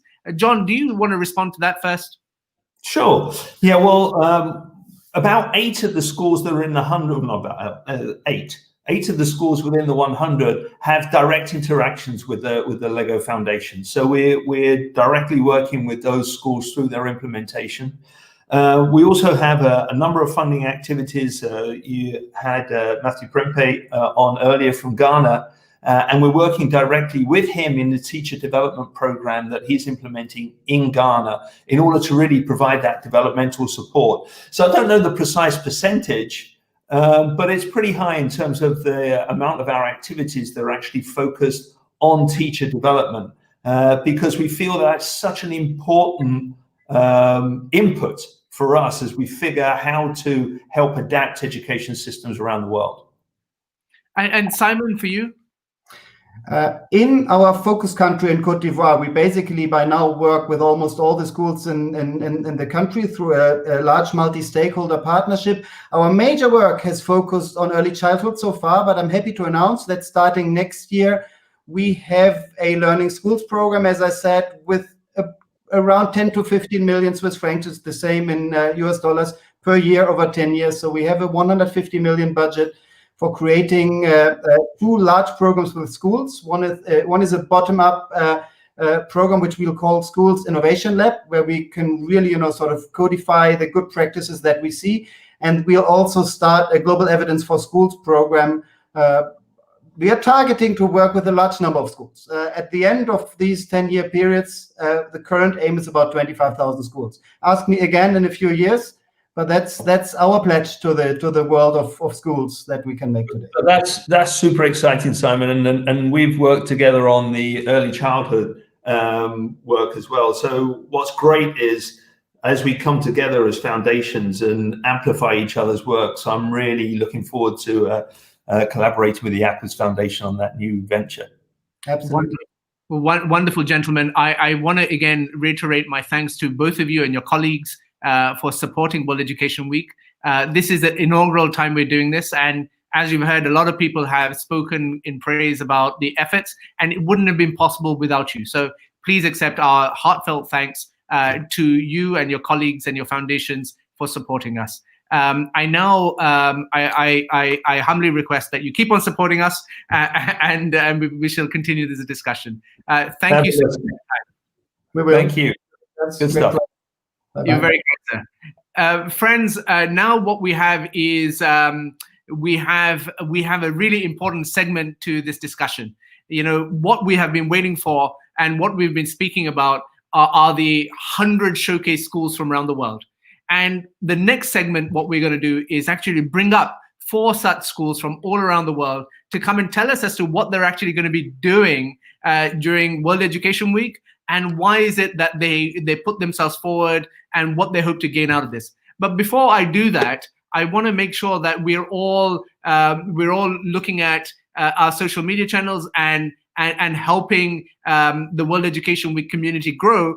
And I just want to make sure that you also understand and you realize that there's a Facebook group of almost 30,000 educators that I'd love for you to join. There's also a Facebook page, which I'd like you to subscribe to.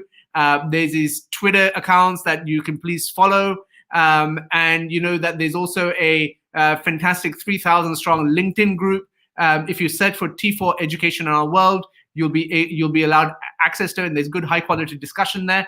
And of course, you can also subscribe to the YouTube channel, which is where some of you are watching this live stream. Now, when I talk about these schools and the importance of these schools, I think there's nothing more important on World Teacher Day to actually recognize the role of schools and what you have been doing during these tumultuous times in making sure that children keep on learning, keep on finding meaning, and remaining productive. So what I want to do is welcome some friends on the screen who are taking part.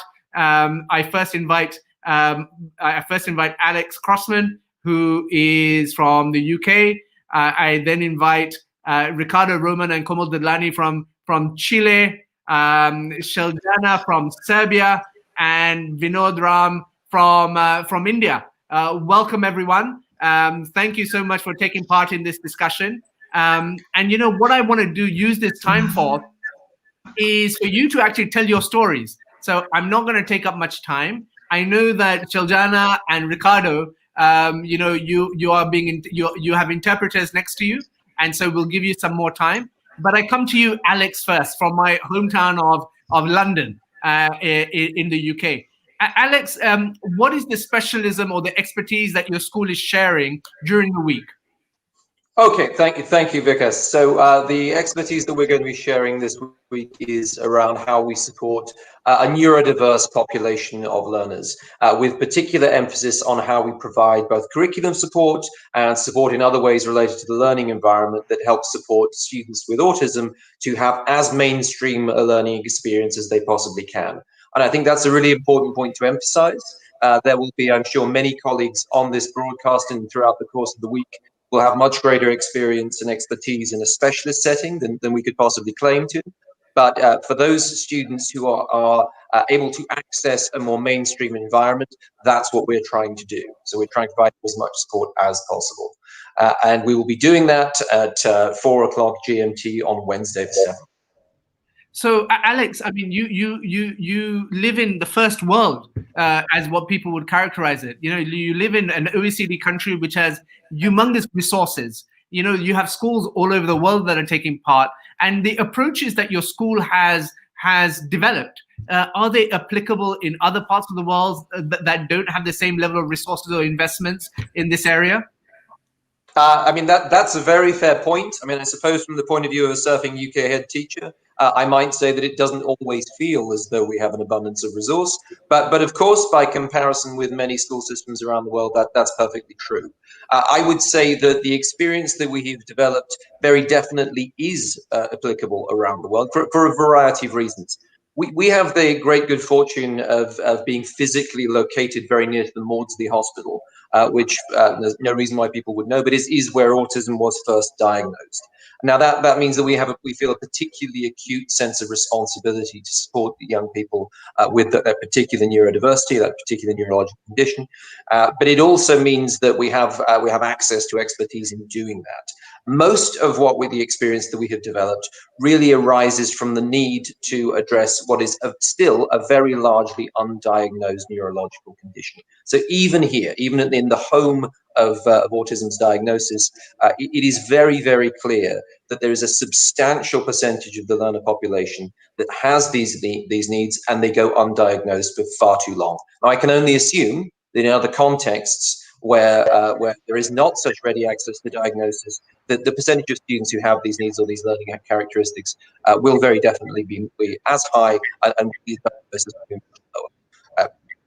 From a UK perspective, we also have to grapple with the fact that our schooling system, our mainstream schooling system, is increasingly open to and deemed appropriate for these students. So it's from our experience, we're definitely reacting to a change in the needs profile of our student body.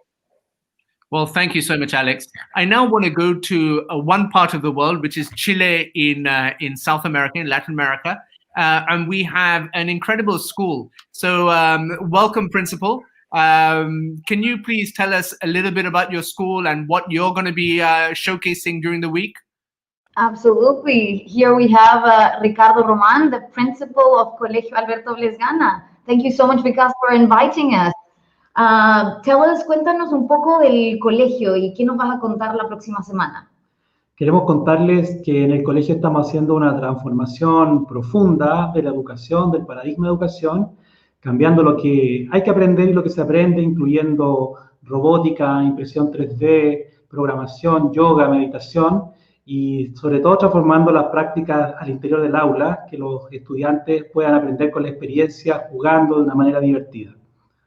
Yeah, so we're gonna share with all of you how we've been a very integral and comprehensive school where we've added different practices like in technology, in social-emotional skills, and other skills where we've been focusing in the learning process of the student using technology. Well, thank you so much. And when is your event, Ricardo? Jueves. That's Thursday next week, 8th of October at 18 hours GMT, 3 p.m. Chile time. Wonderful. I now want to go to India. Vinodji, namaskar. You're in West Bengal, just outside of Calcutta. Vinodji, tell us a little bit about your school and what is it that you're going to be showcasing? First of all, good evening, Vikasji and all others. Thank you for organizing such a wonderful event. And this is Vinod Ram from Samaritan Mission School, Howrah. That's in West Bengal. It's in the eastern part of India. We are going to showcase our expertise, or rather our strength, that is education for employability. Now we have chosen this topic because we believe that the community we work in and we work with, they need jobs more than their subject expertise or any kind of university medals. So we are going to share our expertise tomorrow, that's 5th of October 2020 at 1300 hours GMT. So we all request everyone to witness our success stories. And so, Vinodji, tell us about where your school is located and what kind of community that you're in. Right. See, our school is located in the suburbs of West Bengal, and this area is a very densely populated area. Okay, almost 90% of the people here are daily wage earners, and they live in shanties. And education for them is just a dream. I mean, it's a luxury, not a necessity. So here, people are in, it's a crime-infested area basically. So here you will find all sorts of criminal activities, including snatching, theft, and mainly drug peddling. So drug peddling was prevalent in this area before we came into being and Samaritan Health Mission came into being. So now we are working on this. After the growth of the school, the crime rate has radically dropped. And so, what is the growth? What is the growth of the school? How many children go to your school there? Right. See, the school initially started with 6 children only, with a 10 by 10 room, and now the school stands, in 3 different campuses with 6,500 plus students and almost 200 teachers who are imparting quality education for all these children. What do you think people can learn from your showcase? So could you repeat your question, please? Because given that your context, what do you think people can learn from your experience? See, people will definitely learn, because we have been focusing on collaboration. What we have learned is, you can't move alone. If you want to move fast, you have to move alone, and if you want to move far, you have to take people along. So collaboration is the key to success for us. So here, what we would showcase is how collaboration helped us in in achieving this expertise and achieving our goals. We have been collaborating with various partners like the Eating Foundation, not to forget that the Tata Trust, the US Embassy, and all such organizations who have come up and helped our children to learn their technical skills, soft skills, and their language skills, so that they could be made employable for the next few years. Well, wonderful. I now want to go to Sholjana in Serbia. You look wonderful with your flowers. So congratulations on taking part. Now, Sholjana and I have known each other for years, and one thing I can tell you is that from a very small country, Serbia, what you seem to be doing seems to have massive influence in the world. So, Sholjana, tell us, what is your event? What is your specialism? And when can people tune in?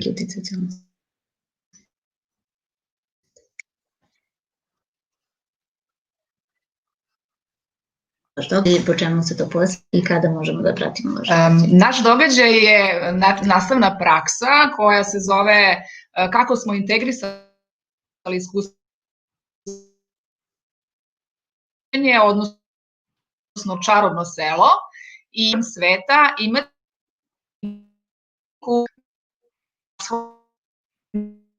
da učenice ambijentalne učionice poput njive, voćnjaka, pijace, pozorišta, bioskopa. What we are going to tomorrow is how we integrated experiential learning and what teachers from all over the event and expertise that you don't need to have classrooms that are fully equipped, but that resources are the a classroom that želimo da napomenemo i ovo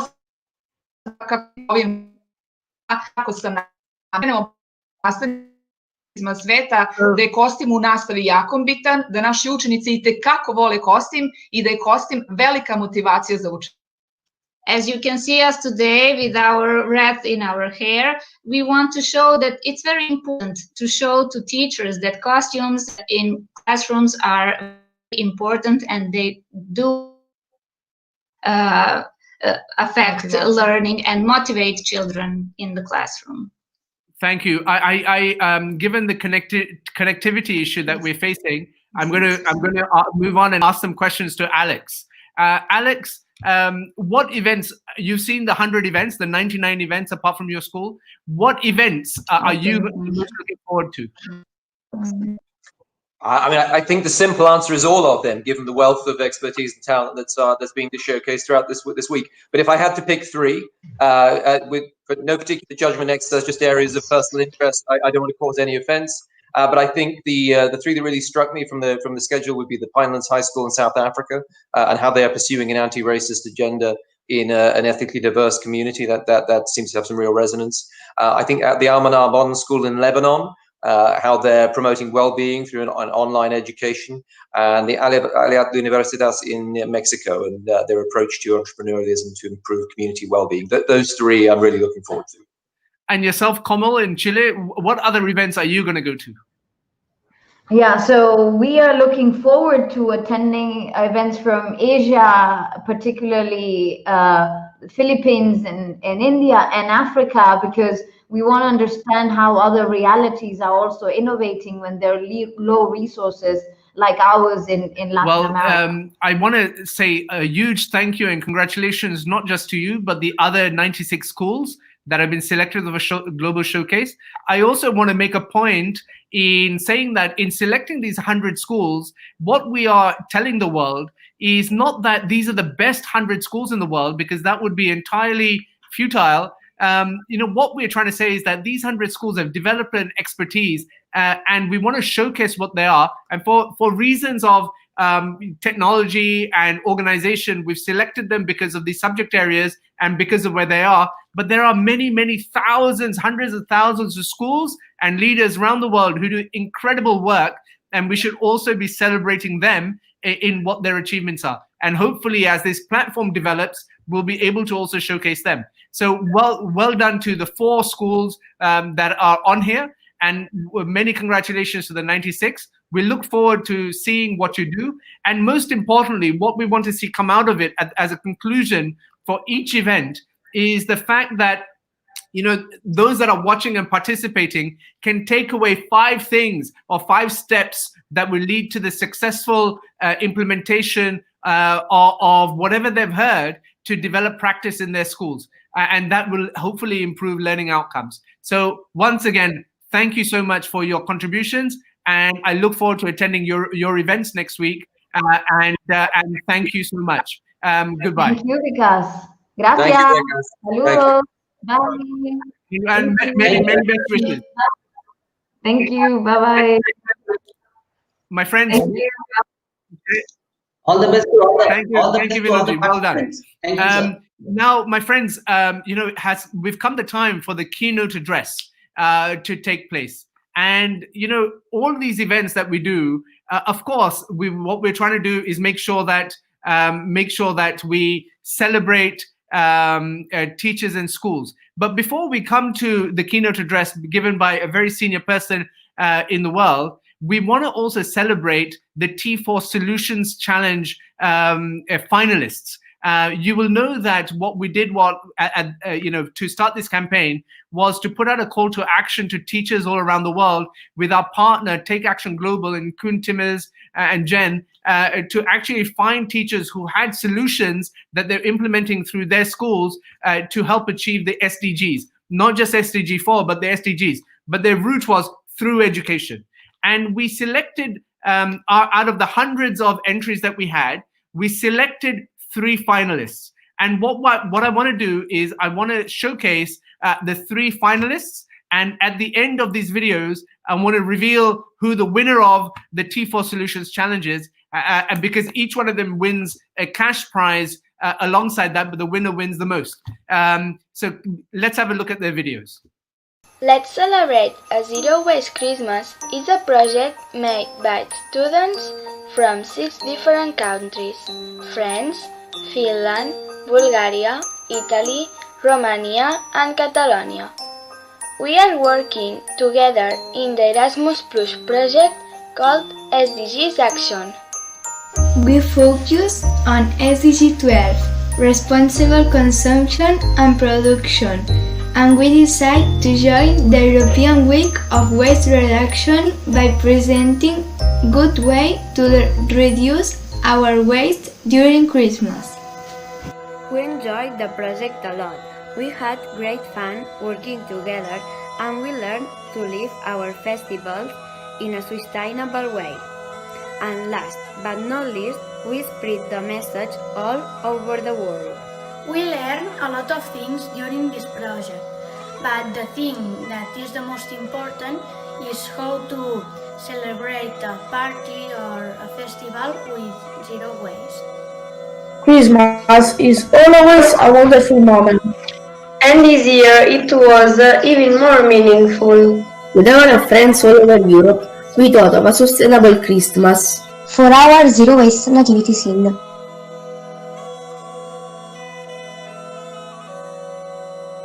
And I got excited because recycling is important.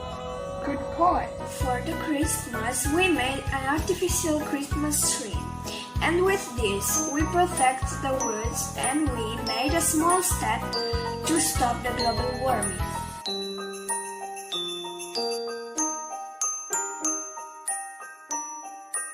Let's celebrate a zero waste Christmas! Although UN SDG 3 tackles good health and well-being, awareness of mental health is still lacking in large parts of the world.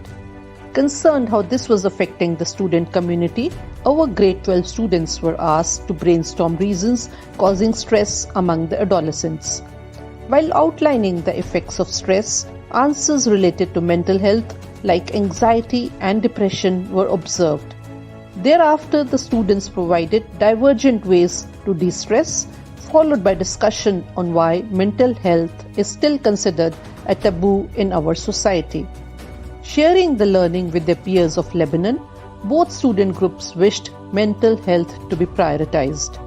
And so was born the Amygdala, a student-led global forum initiated by our grade 12 students during the pandemic to help the adolescents achieve psychological resilience through international webinars, resource packages, and mindful activities.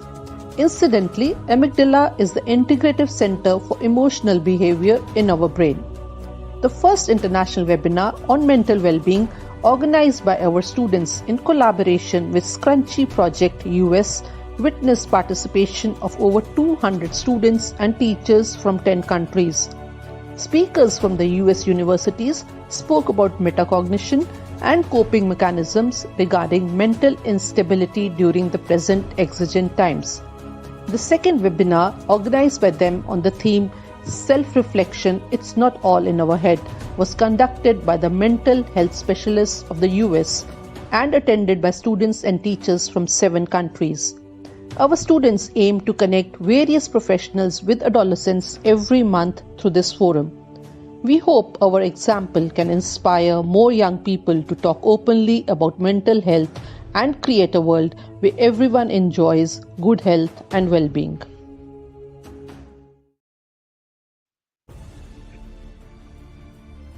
Together with a 10th grade class of a professional course, we studied a solution for one of the world's biggest problems, the lack of electricity in poor communities. Take a look. We started by partnering with an NGO that works in African countries. The challenge was to come up with a solution that could bring electricity or light to some communities. This solution should be environmentally friendly, replicable anywhere, and also affordable for any community. The students started studying the country, Guinea-Bissau, the way the communities lived, and also the materials available in the country. Students brainstormed ideas and decided to build a simple solar bulb. To build the solar lamp, students used plastic bottles of water, therefore addressing another big issue in Africa. With the help of their teachers, students started building a prototype. During the school's open days, the students presented the solution to the whole school community. With the help of the NGO, we took the solution to Guinea-Bissau to be implemented. During the day, the bottle is used as a natural solar lamp while storing energy to a battery. We were able to measure 40 watts of energy at 2 p.m. local time.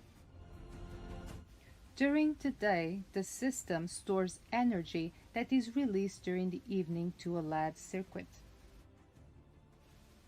Training was provided to teachers and also to local organizations so that they can replicate the concept. Sobretudo nós somos a população das zonas rurais, precisamos muito da luz, por isso que agradecemos por essa oportunidade. The project is now being monitored for further development. Friends, it is my immense pleasure to announce the winner of our T4 Solutions Challenge. In reverse order, what we have in third place, I am so delighted that Fina Vendrell Villa from Spain wins a third prize of $2,000 for her contributions to the T4 Solutions Challenge. Please let's make famous her solution by making sure that we celebrate online on social media and make sure that people have a look at the video that she created with regards to her solution. Please accept my heartiest congratulations, Fina, in Spain. Friends, because we only have three, when I mention the second place winner, the winner will also know who they are. But in second place, we have, and it gives me great, immense pleasure to inform you that Raminda Mack from India wins our second prize of $3,000 for her solution that was on the video that you saw preceding this. Raminda, thank you so much for everything that you do, and please accept our heartiest congratulations on behalf of the T4 community. And the winner, it goes without saying, is Ines Rodriguez from Portugal, who wins our first prize of $5,000 for the T4 Solutions Challenge. We salute you, ma'am, and we celebrate with you in your achievement. What we need are more educators and more people in the world who are action-orientated, and your solution and all of your solutions as teachers that have been submitted for the Solutions Challenge are praiseworthy and show your intent on actually making that difference and taking that step. Please, everyone, join me in celebrating these three teachers for their achievements. Thank you and congratulations to all of you. We now come to the penultimate section of this plenary. I am honored and delighted that from a country as important as Nigeria, we have today with us the special advisor to the President and Vice President of Nigeria on education, Mariam Uwais. Your Excellency, thank you so much for joining us here today, and we welcome your participation. Please know that we hold your country in the highest of regards and look forward to your comments. Ma'am, I hear that your Vice President wasn't able to join us, but we're equally delighted that you represent his office and will be delivering a speech. Over to you, ma'am. You're on mute. Before you start, you should unmute yourself.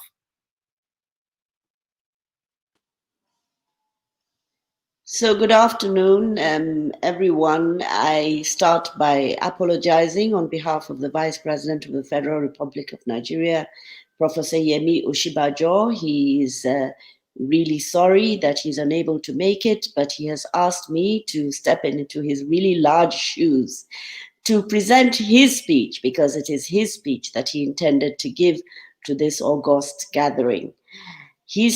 And so I will read what he says. I'm delighted to join you at this plenary session of the World Education Week 2020, and I'm particularly honored to be among education leaders from various countries attending this conference.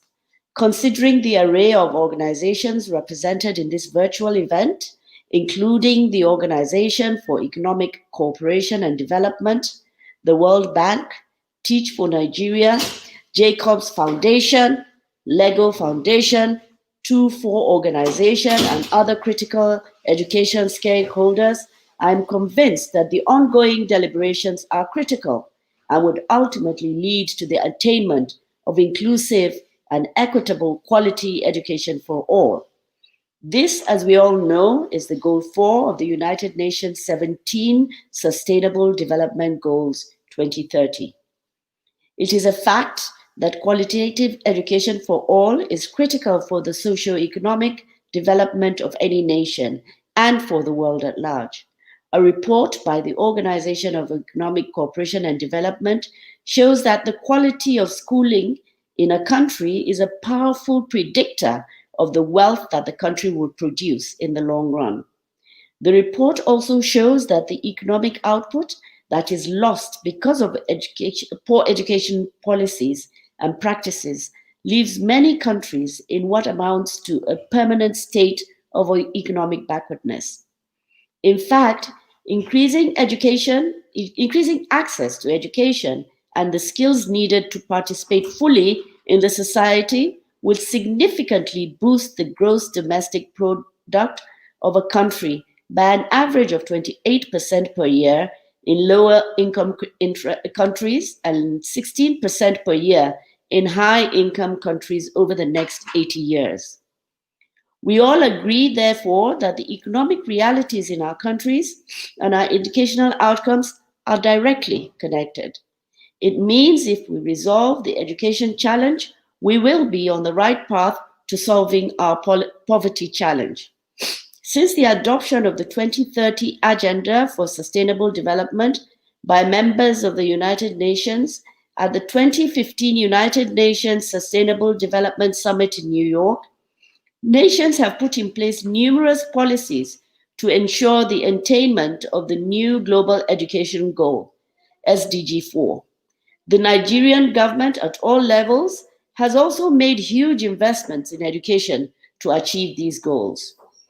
We have done this putting into consideration the challenges confronting us in the education sector, which range from the increasing number of out-of-school children, inadequate infrastructure in our schools, teacher shortage and quality, as well as leveraging on technology and digital learning. One major priority for the present administration of President Muhammadu Buhari is the over 9 million children in the country that are out of school. Both federal and state governments in Nigeria are working together to ensure the enforcement of free and compulsory education in the first 9 years of a child's education. To further reduce this teeming number of out-of-school children, the federal government is assisting states by facilitating partnerships with development partners to set up mobile classrooms in IDP camps through a project called Presidential Initiative for the Northeast. The Northeast region of Nigeria is given priority because of the large number of out-of-school children there due to the insecurity in that region. We are encouraged by the appreciable progress in this area while acknowledging the recent challenges caused by the COVID-19 pandemic. To address the challenge of inadequate infrastructure, the Universal Basic Education Commission, which is a federal government agency saddled with the responsibility of ensuring the quality of basic education throughout the country, has ramped up the building and renovation of school facilities across the country. In partnership with state governments, the agency has also increased the supply of furniture and other educational equipment to schools, while strengthening the monitoring and evaluation process for greater accountability. With the Federal Ministry of Education having declared an emergency in education across all tiers of learning in Nigeria, this administration's priorities are focused on three elements: out-of-school children, technical and vocational training, as well as on teachers. Not only are we faced with the dearth of teachers around the country, the quality of teaching needs to be significantly addressed. This, of course, is not unique to us or any particular country and region. In fact, the UN has estimated that 69 million new teachers are required worldwide to achieve universal primary and secondary education by 2030. Out of that number, about 25.8 million will be needed to ensure every child gets primary education. To this end, state governments across the country have started an ongoing recruitment process to improve the student-teacher ratio in their respective states. In addition to the student-teacher ratio challenge, however, there's also the issue of untrained and undertrained teachers. For this, the United Nations stated that in 1 out of every 3 countries in the world, less than 60% of the teachers are trained to national standards. We have recognized that one of the core concerns is in the education crisis is largely a teacher crisis. Teacher effectiveness has been found to be the most important predictor of improving learning outcomes. To enhance the teaching profession in our country, the Teachers Registration Council of Nigeria has institutionalized the professional qualification examination for teachers aimed at evaluating the competence level of teachers before they are licensed to teach. There are currently over 2 million teachers in Nigeria who have started taking this examination since December 2019, just to retain their teaching license. Dear participants, at this juncture, I want to commend the T4 organization and their partners for putting together this forum and bringing critical stakeholders, including school owners and teachers across the world, to exchange innovative ideas on how to resolve our education challenges. Considering that the 2030 target of the SDGs is just 10 years away, I believe this forum will strengthen the efforts of various governments and foster the necessary collaborations that will catalyze the collective attainment of these goals. My hope is that through these many avenues, all sectors, including civil society, will work more closely, leveraging on each other's strengths to build the education system we all desire. I should seize this opportunity to commend the Teach for All network. They are a good example of private sector engagement in teacher development. This global network of 53 independent, locally led and funded organizations in over 50 countries have recruited and developed a diverse range of university graduates and young professionals to teach in highly needed schools in their respective countries. I am impressed by the strident efforts of Teach for Nigeria, including the fact that it has contributed significantly to improving the quality of teaching, as well as alleviating the issue of teacher shortage in several communities across Nigeria. We need to encourage more of such private sector initiatives. I also hope that through your deliberations, a new education framework could be proposed which would facilitate technology-based teaching models that are cost-effective and can be easily replicated anywhere in the world. It is very apparent that we cannot talk about delivering good education, quality education in today's world without rethinking our models and leveraging on technology to drive virtual learning, blended learning systems, hybrid schooling, and so on. These, as we know, have become the new normal, especially due to the COVID-19 pandemic. In addition, we need to rethink our education curriculum to give students the relevant knowledge and skills that will make them active contributors in today's economy. Digital problem-solving and innovative skills have become imperative, and our education must prepare our people to function optimally in line with the demands of what is now called the Fourth Industrial Revolution. In closing, let me congratulate the top 100 schools from different parts of the world who will be showcasing their innovations during this World Education Week event.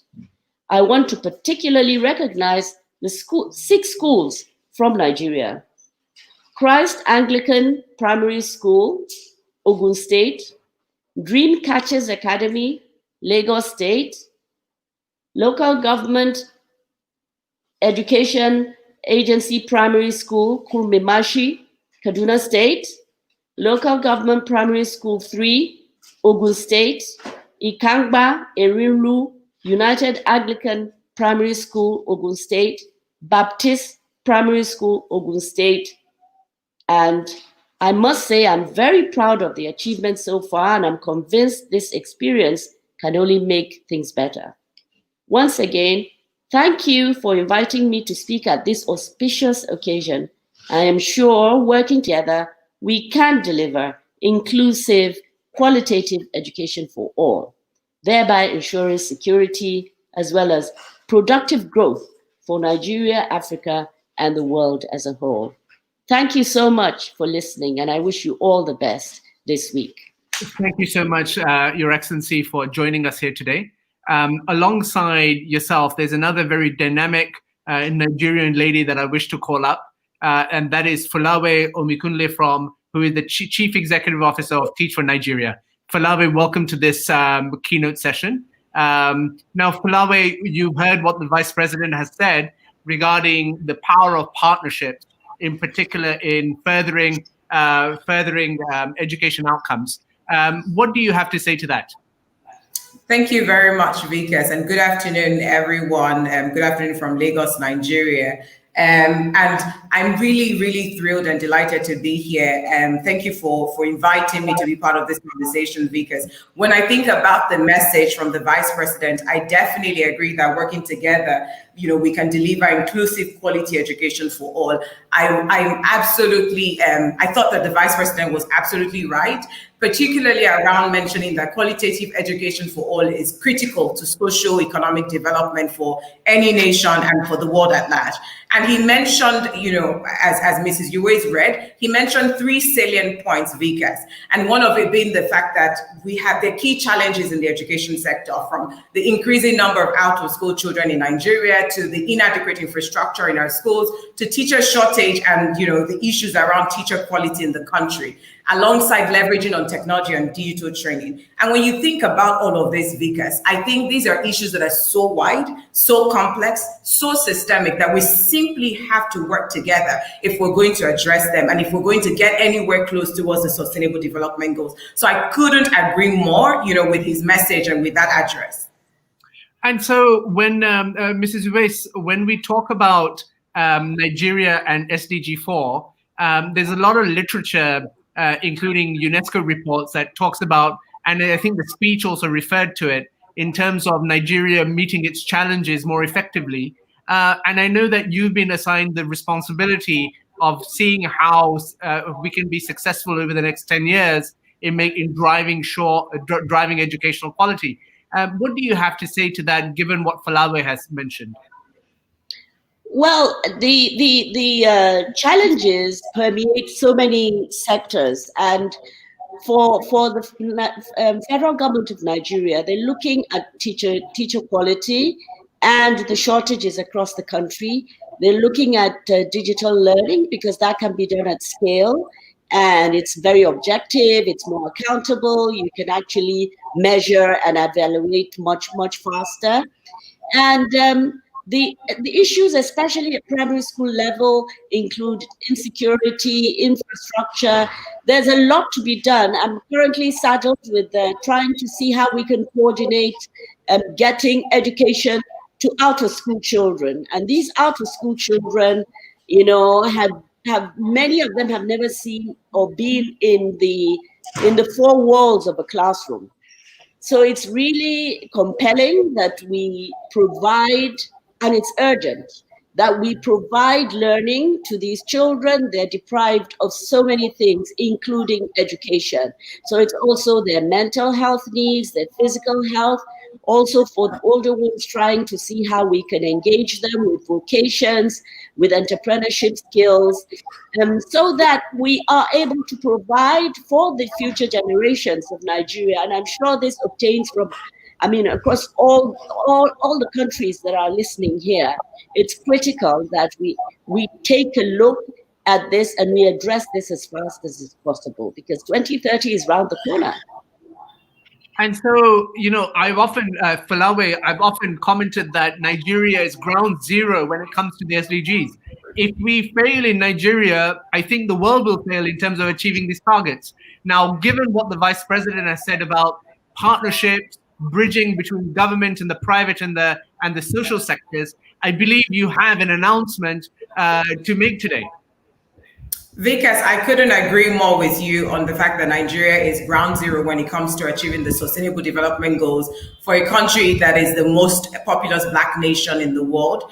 And also when you hear the stats around from World Population Review that states that by 2030, which is 10 years from now, the Nigeria's population will be almost 300 million people. Now, when you think about that, that's a sizable percentage, you know, across the world's total population.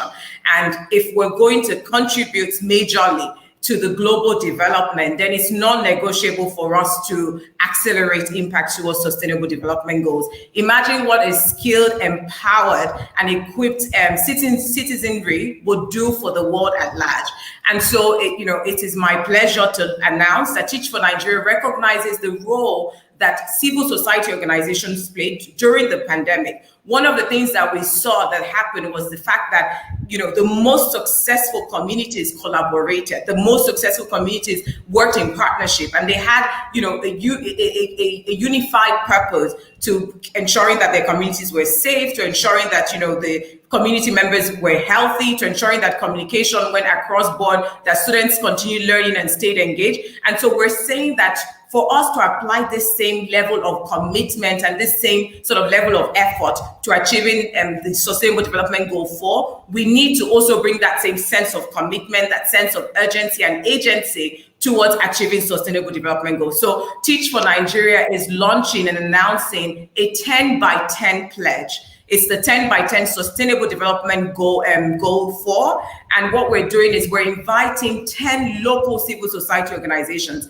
And we're saying that let us work together over the next 10 years to deliver and accelerate our efforts towards ensuring inclusive, equitable, quality education for 10 million Nigerian children. And we're thrilled, the entire organization at Teach for Nigeria is thrilled to be committing and leading this pledge to say, let us collectively and collaboratively work towards ensuring that over the next 10 years, 10 million of our children receive quality education together.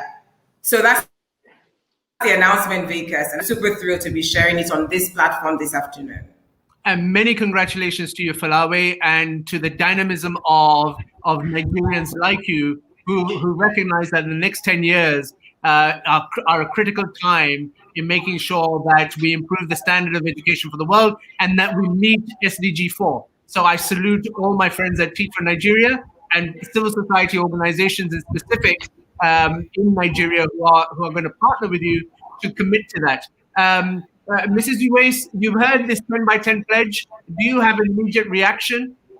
Yes, I'm thrilled by this pledge because as Teach for Nigeria has recognized, it has to be a collective effort.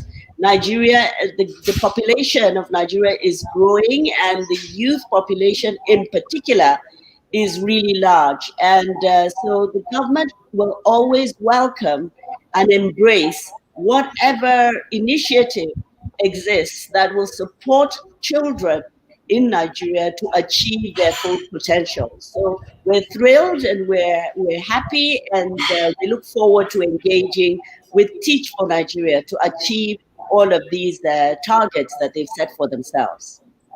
Well, many congratulations to you, Folawe, and to the presidency of Nigeria. I'm very grateful to you for your time this afternoon. I recognize that connectivity is also a challenge in many parts of the world. And I know that Folawe has had to go to the office, as an example, to get Wi-Fi. Please know that we are very grateful to you on behalf of World Education Week for your partnership and for making sure that these 6 schools, for example, from Nigeria are showcased as being exemplary and actually can provide schools around the world with a better idea of their expertise. And so I congratulate all of you for your efforts. Thank you so much for participating, and I appreciate your time. Thank you, Vikas, and all the best. Thank you.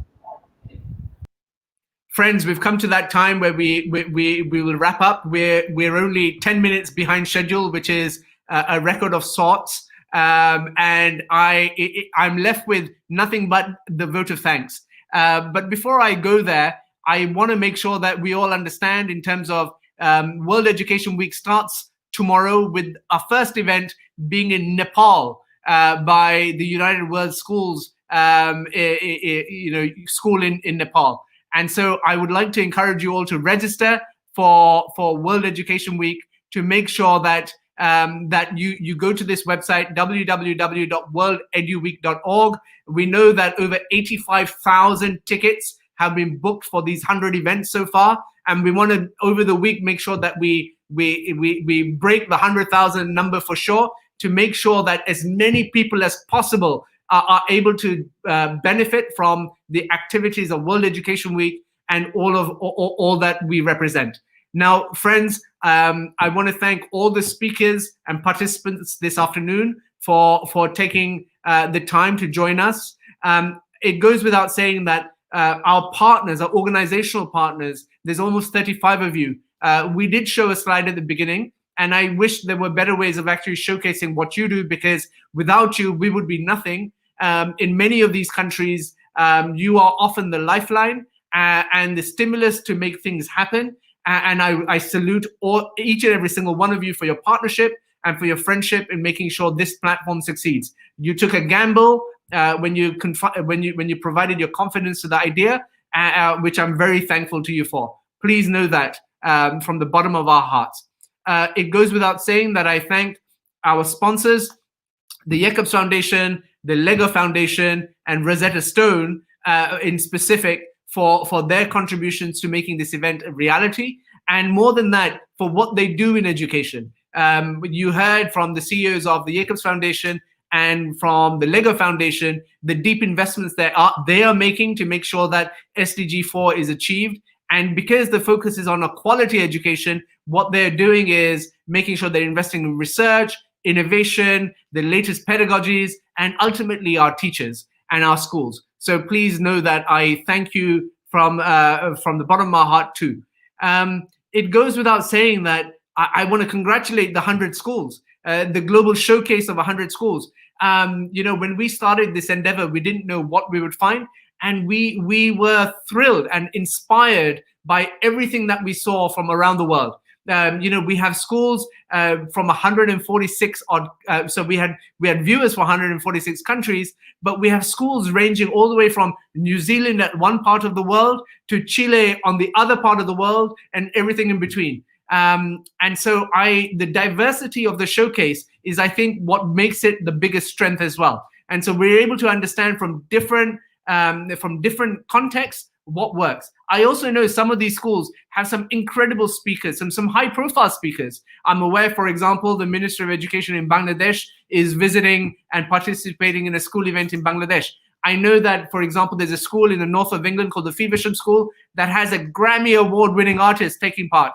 I know that in many other parts of the world, in many of these schools, we have some incredible speakers with incredible expertise and experience, and that we should make the most of. So I thank you and I congratulate all 100 schools for being selected for the Global Showcase. it goes without saying that this event, and although I said thank you to our speakers and our participants, I say thank you to our organizational partners, I said thank you to our sponsors, and then the 100 schools taking part in our global showcase, it goes without saying that I owe our team a massive thank you and congratulations. They include Kirsten, Omar, Armand, Kuhn, and of course our own families. So I know Brian's family, Gloria, Elias, and Inisha, my wife Tejal, Isha, and Anya. Anya actually did some spreadsheet work for me, which I'm really grateful for. And of course, we also have some friends who are part of this this venture, whose birthdays they are. So I want to say a big happy birthday to Sharat Jeevan of STIR Education. You've done a fantastic job, sir, and I know that you're moving on to a new role. But I want to make sure that we congratulate you on your birthday, and of course, Maithili Parekh in Hong Kong. We want to say a happy 14th birthday to you. I mispronounced the name earlier, and that is of Elias and Emilia Baptista in Denmark.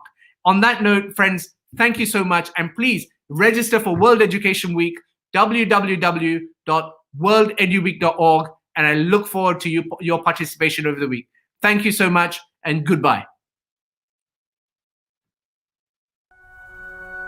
Fast-paced social, economic, and technology-driven change is redefining our world. And having a broad range of skills, such as creativity and problem-solving, has become far more important than being able to memorize information. To redefine how our children learn, and to empower them for the future, parents, teachers, and policymakers must stop overlooking a powerful part of the solution: learning through play. Play is the rocket fuel of child development, and there is a growing body of evidence to support that play is fundamental for children's positive growth and well-being over time. It is also an essential way to foster the skills required to thrive in today's world. The LEGO Foundation aims to build a future in which learning through play empowers children to become creative, engaged, lifelong learners. To do so, we work with a range of partners around the world to change the hearts and minds of all of those who influence children's lives through our programs, research, and advocacy, so they can all embrace the transformative power of play. Examples of what we do include making sure that caregivers, practitioners, and policymakers understand the importance of play, investigating, testing, and scaling new ways to bring play-based learning into homes and schools, using play to help millions of the world's most vulnerable children cope with adverse childhood experiences and toxic stress, or conducting research with some of the world's leading research institutions. Please visit our website and follow us on social media to learn more.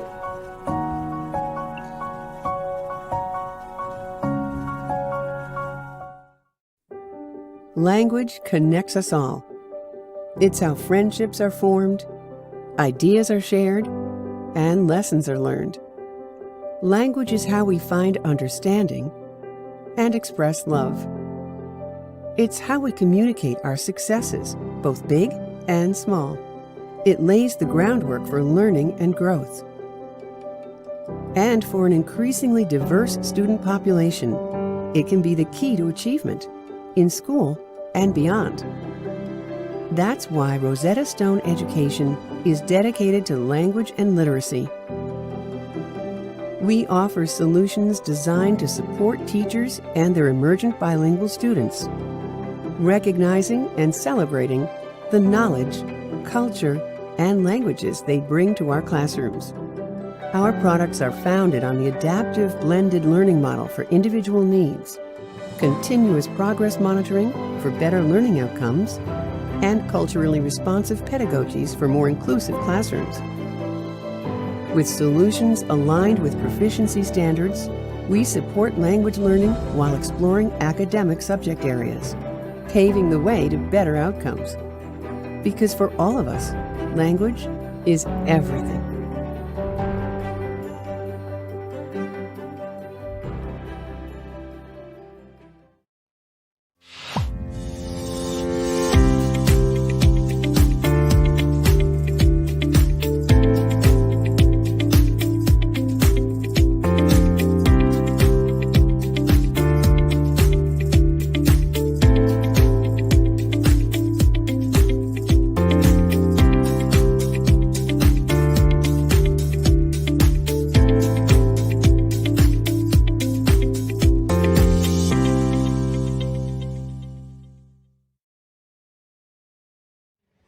Dear T4 community, we talk a lot about teachers these days, but we rarely listen to them.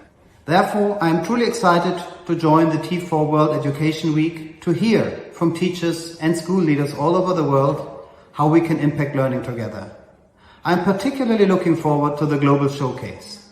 100 schools sharing their expertise and best practices, I believe, will be a huge motivation for other schools around the globe. I'm equally impressed by the T4 Solutions Challenge, its finalists and their solutions to real-world issues in education. This gives me hope that we can, together, turn around education globally. The Jacobs Foundation is a proud supporter of the T4 World Education Week because we share a vision to reimagine learning and education by bringing together the brightest people who understand how children learn. Let's do this together.